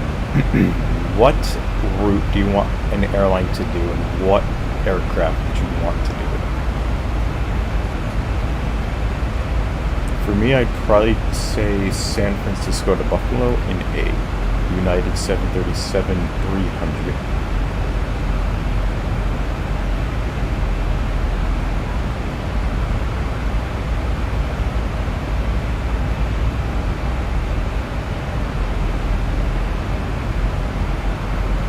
We got to go some funding out. See ya. Alright, see ya, Azul-Daka. Thanks for hanging out. Guess we'll see you next week. Some drag with the speed brakes on.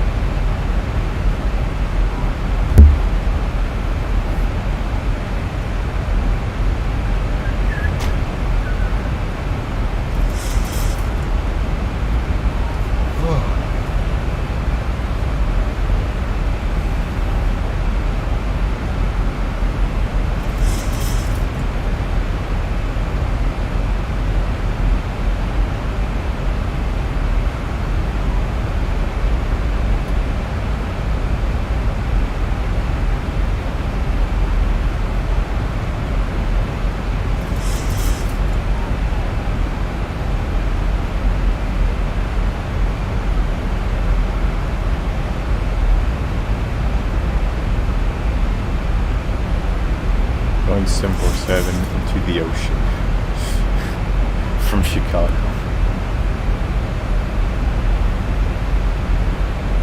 So like, what, crash into the ocean or go somewhere that's in the ocean? Like Hawaii, 'cause Hawaii is literally in the ocean.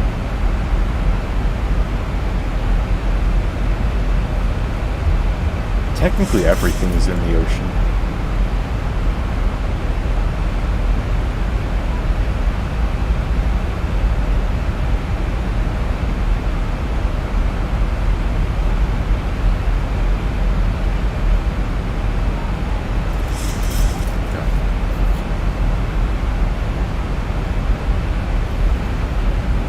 And okay, that's a little too much speed, so we'll drop that down.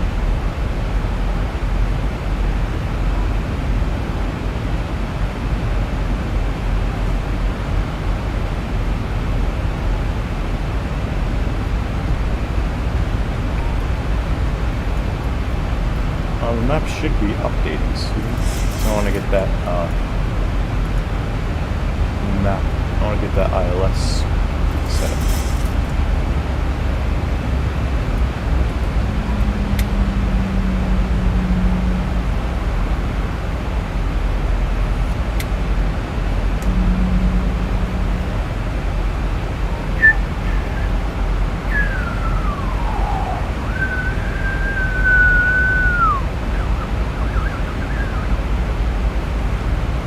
Alright.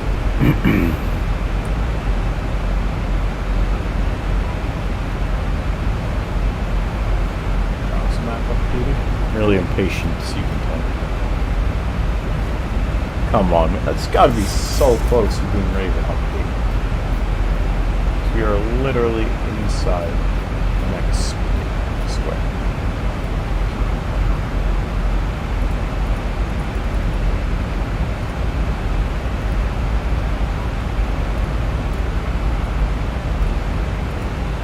Wow, it's been a button that whole time. Every time I go like this, I always try to like realign it, but I can just click that.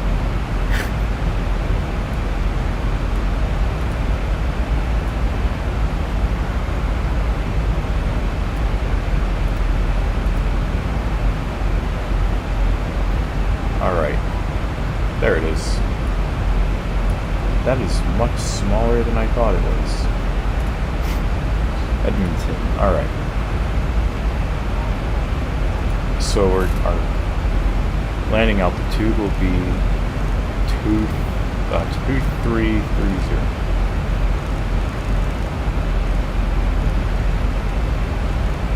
Just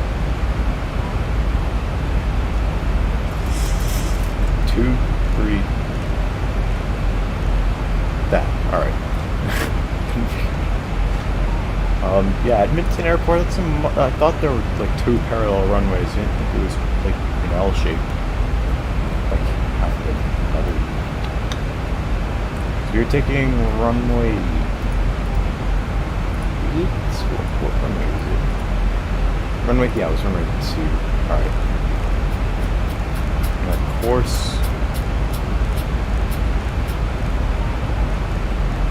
is 20.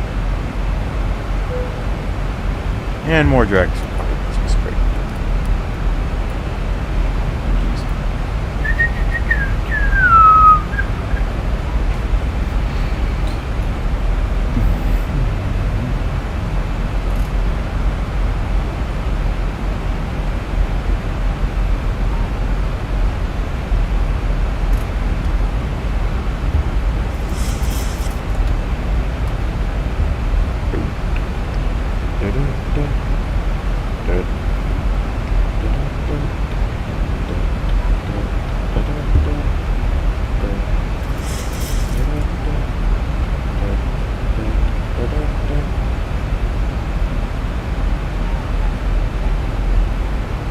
Alright, let's see. Let's get this bird on the ground safely. I wonder what the FPM would be. I'm gonna guess minus 161. So it's like average for me.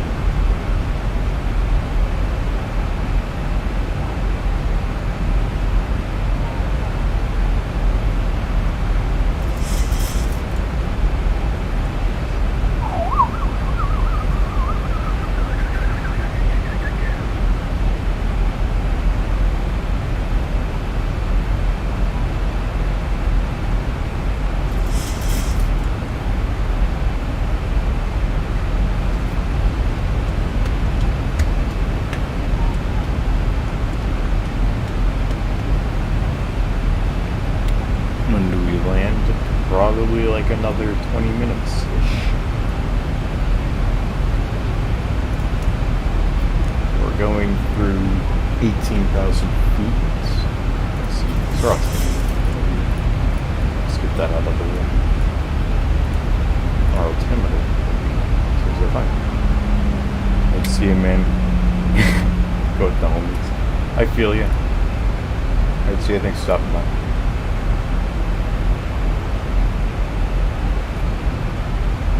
Alright, gonna break through the clouds.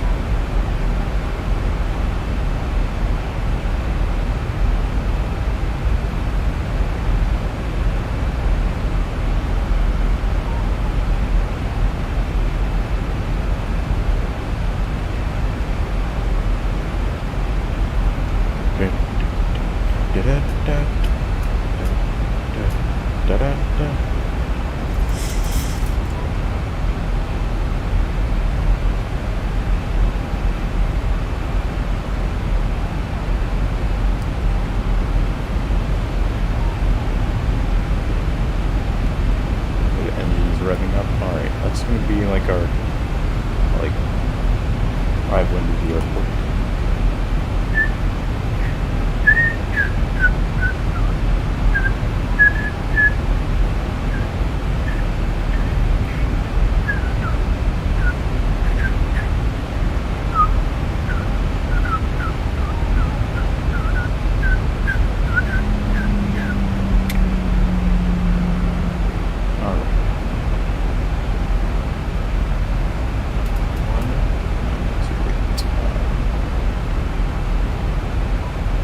We're actually a little low.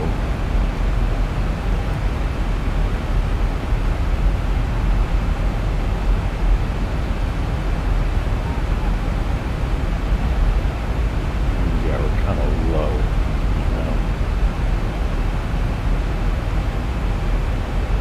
I don't know how exactly that works.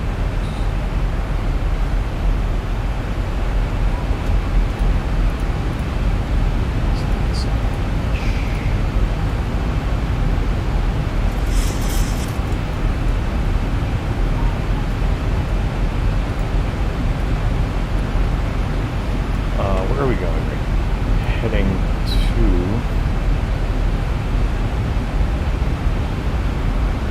Oh, we're...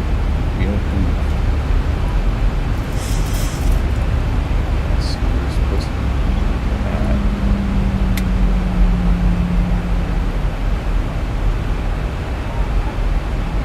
Huh.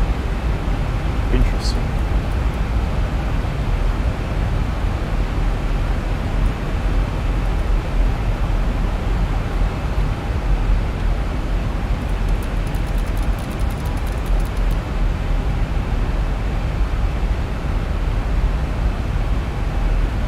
Oh, it's clouds.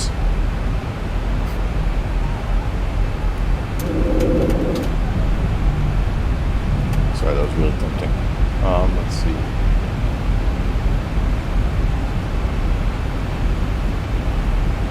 It's like trying to think of something to talk about.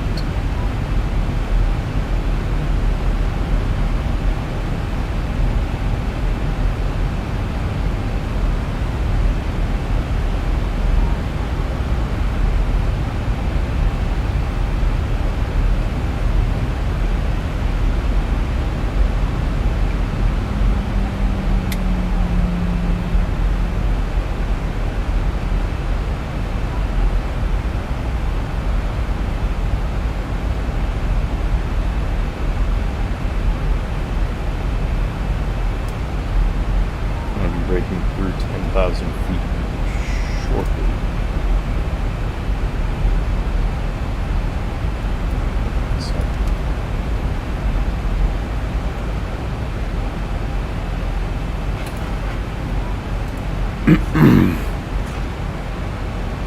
So I don't think we'll run out of fuel this time,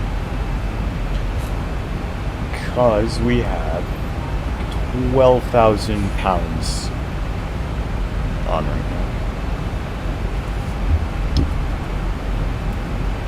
Does this show?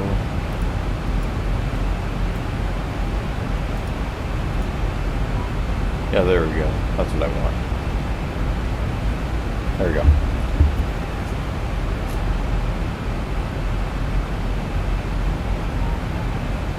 Oh.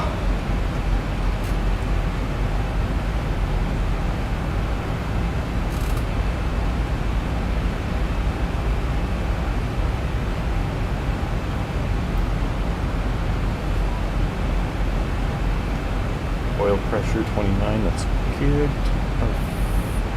Temperature is 30 or 17,000, and I don't know what that means.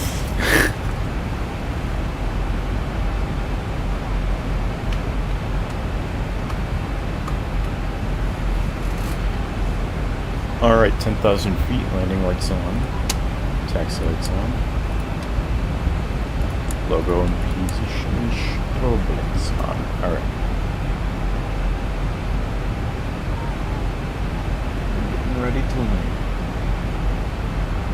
To land? Getting ready to land, yes.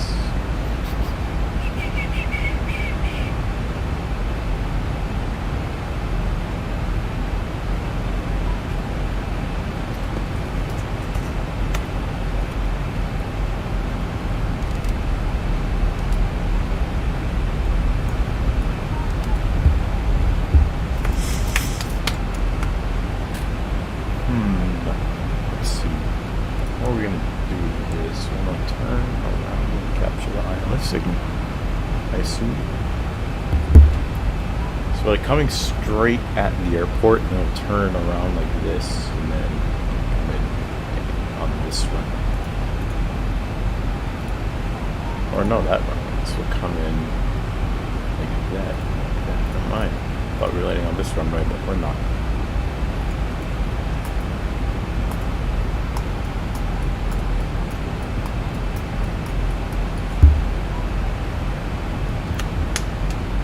Alright, descending through 9,000, we breaking through the clouds here.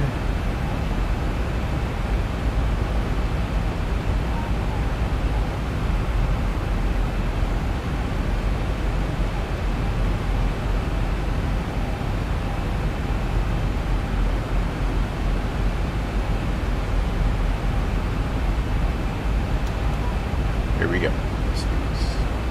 So, TCAS should be on, excuse me.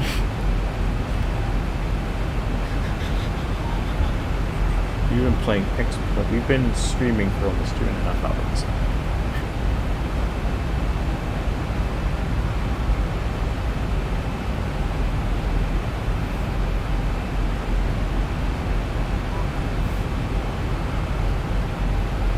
How long have we been streaming for? Oh, I thought the weather updated. I mean, it did, but like, we've been live.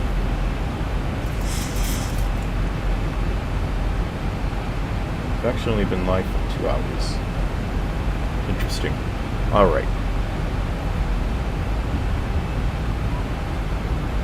So we're turning around. This is where we're gonna start to capture the ILS.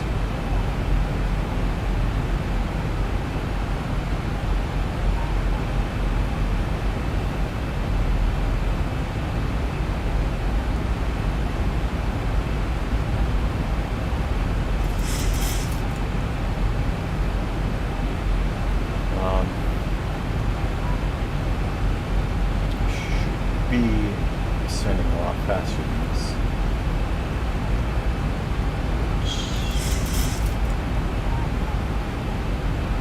Huh. We shouldn't even be descending at all, actually, right?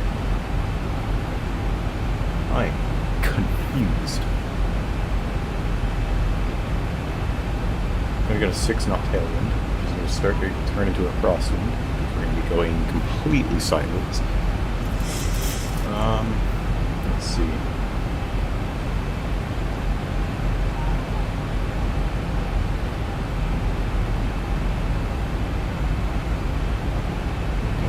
Got a heart attack for a second.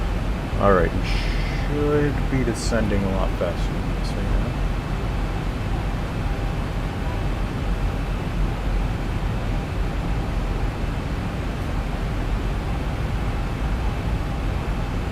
We're walking on the vectors for ILS.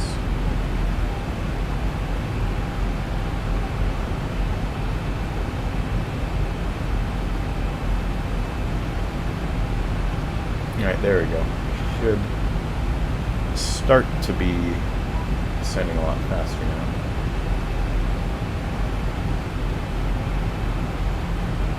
Yeah, now, there we go. Alright, we're finally going down. Actually, we're even down to 2,000. Uh-oh.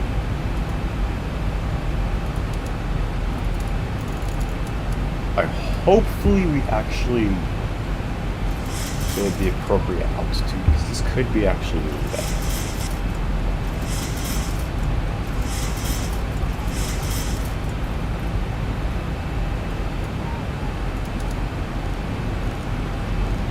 We've got to descend much faster than this. We don't want to miss the ILS signal pretty bad. Alright, we'll bring this down to like 150. Then the speed breaks out so we can slow down. We'll go landing gear down even though we're doing that just so we can slow down.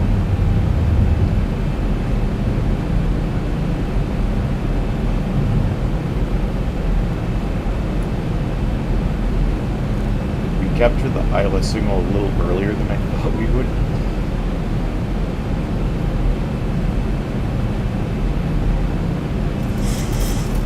Yeah, we're still breaking through the clouds. Alright, we'll go flap 5.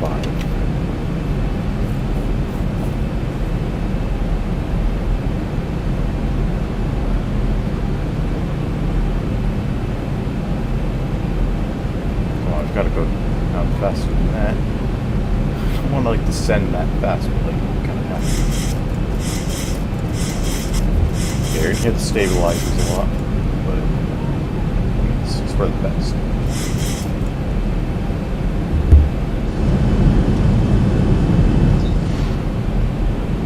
Oh, I thought I heard a sink rate alarm. I was like, are you serious? Alright, we captured the glide slope. We're good. We're good. We're good. We're good. We're good. We're at the appropriate altitude.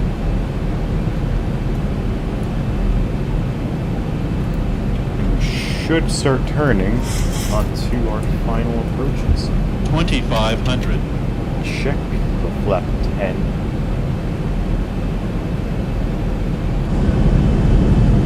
Flap 15, you can see the flaps going down. Oh geez. Is the window heat not on? It is. We're just in an awkward spot. I can't see anything. Hopefully this clears up. If the visibility is actually this bad, I don't want to say this, but we might have to divert. There's no way I'm going to land in visibility like this. Visibility is pretty much 0. And we should be turning, like now.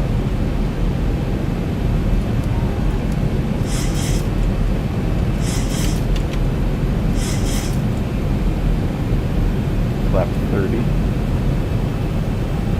Flap 40. Alright, thank God. Localizers.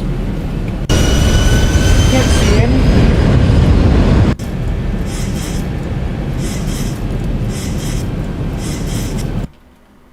Alright, this is going to clear up.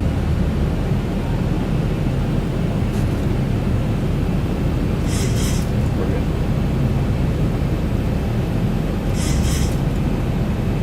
Thank God. I was like, if it's seriously this foggy by the time we get down, we're never going to get on the ground. But we will get on the ground. It's kind of catastrophic.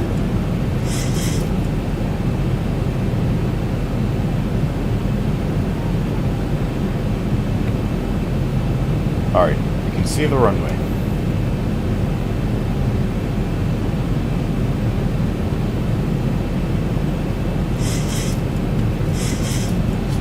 Alright, let's do this. You can see the runway over there. It's directly ahead of us. Let's set the auto brakes also before I forget.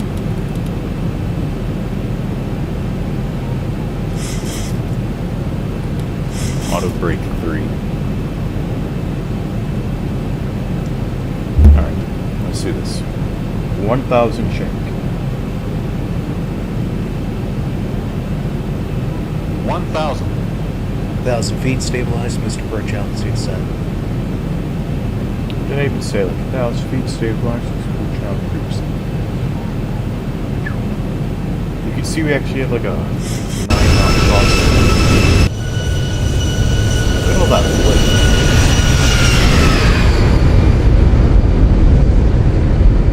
Oh, look at that crosswind. Oh, yeah, that is very laggy.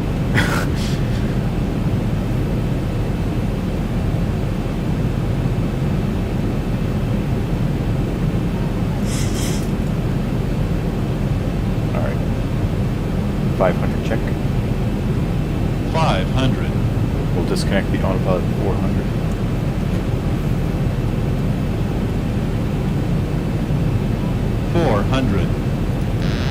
Autopilot disengage. Throttle disengage. Alright, just focus on this. 300. I can't really see the pathways that well. 200.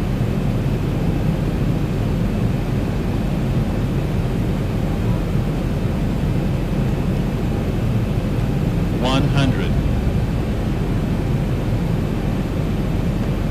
50. 40. 30. 20. 10. That's a float. Alright, I'll take that.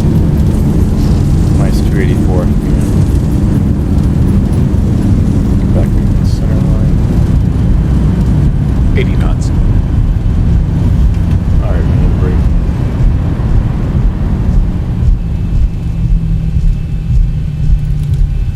Alright, welcome to Edmonton.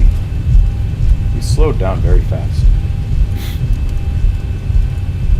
Alright, look at the We will be AQ. taxiing for the next few minutes, so please remain seated with APU your started. seatbelts fastened and all items stowed until the seatbelt sign is turned off.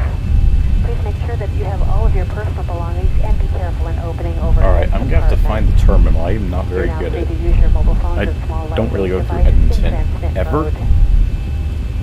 If you are connecting, please check the United app on your mobile device or through the airport So where's the terminal? Oh, it's over there. Alright.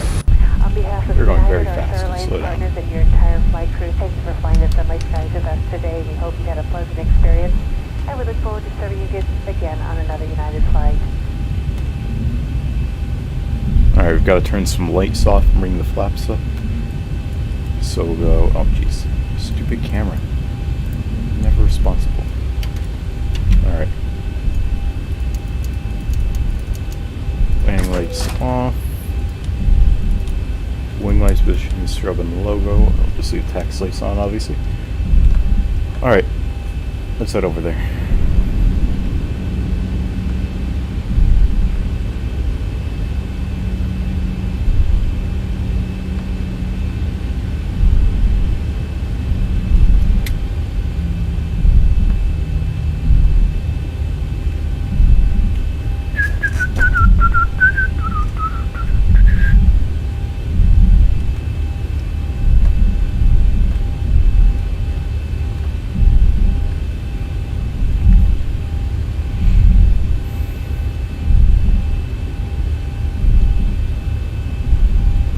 That's a big terminal.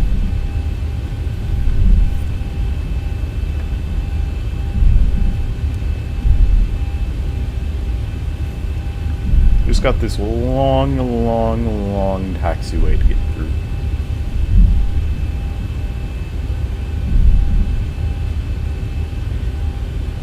Alright, there's some aircraft loading in. Already I could see Air Berlin in Edmonton. That doesn't make sense. Air Canada, that obviously makes sense. Delta, meh, not really.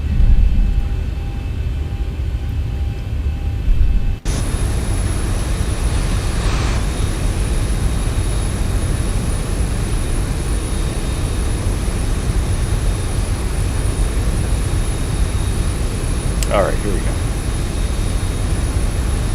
We're just gonna find the nearest gate and then park it here. Because like, I don't want to spend 5 years looking for a gate. Alright, I actually have to turn the camera off to off my mic. Because loudness is about to come in. So I'm just gonna say thank you guys for watching the stream. I'll try and post more on YouTube, I promise. Hopefully soon. Okay, hopefully soon. Anyways, I'm out. Peace out. Have a wonderful day.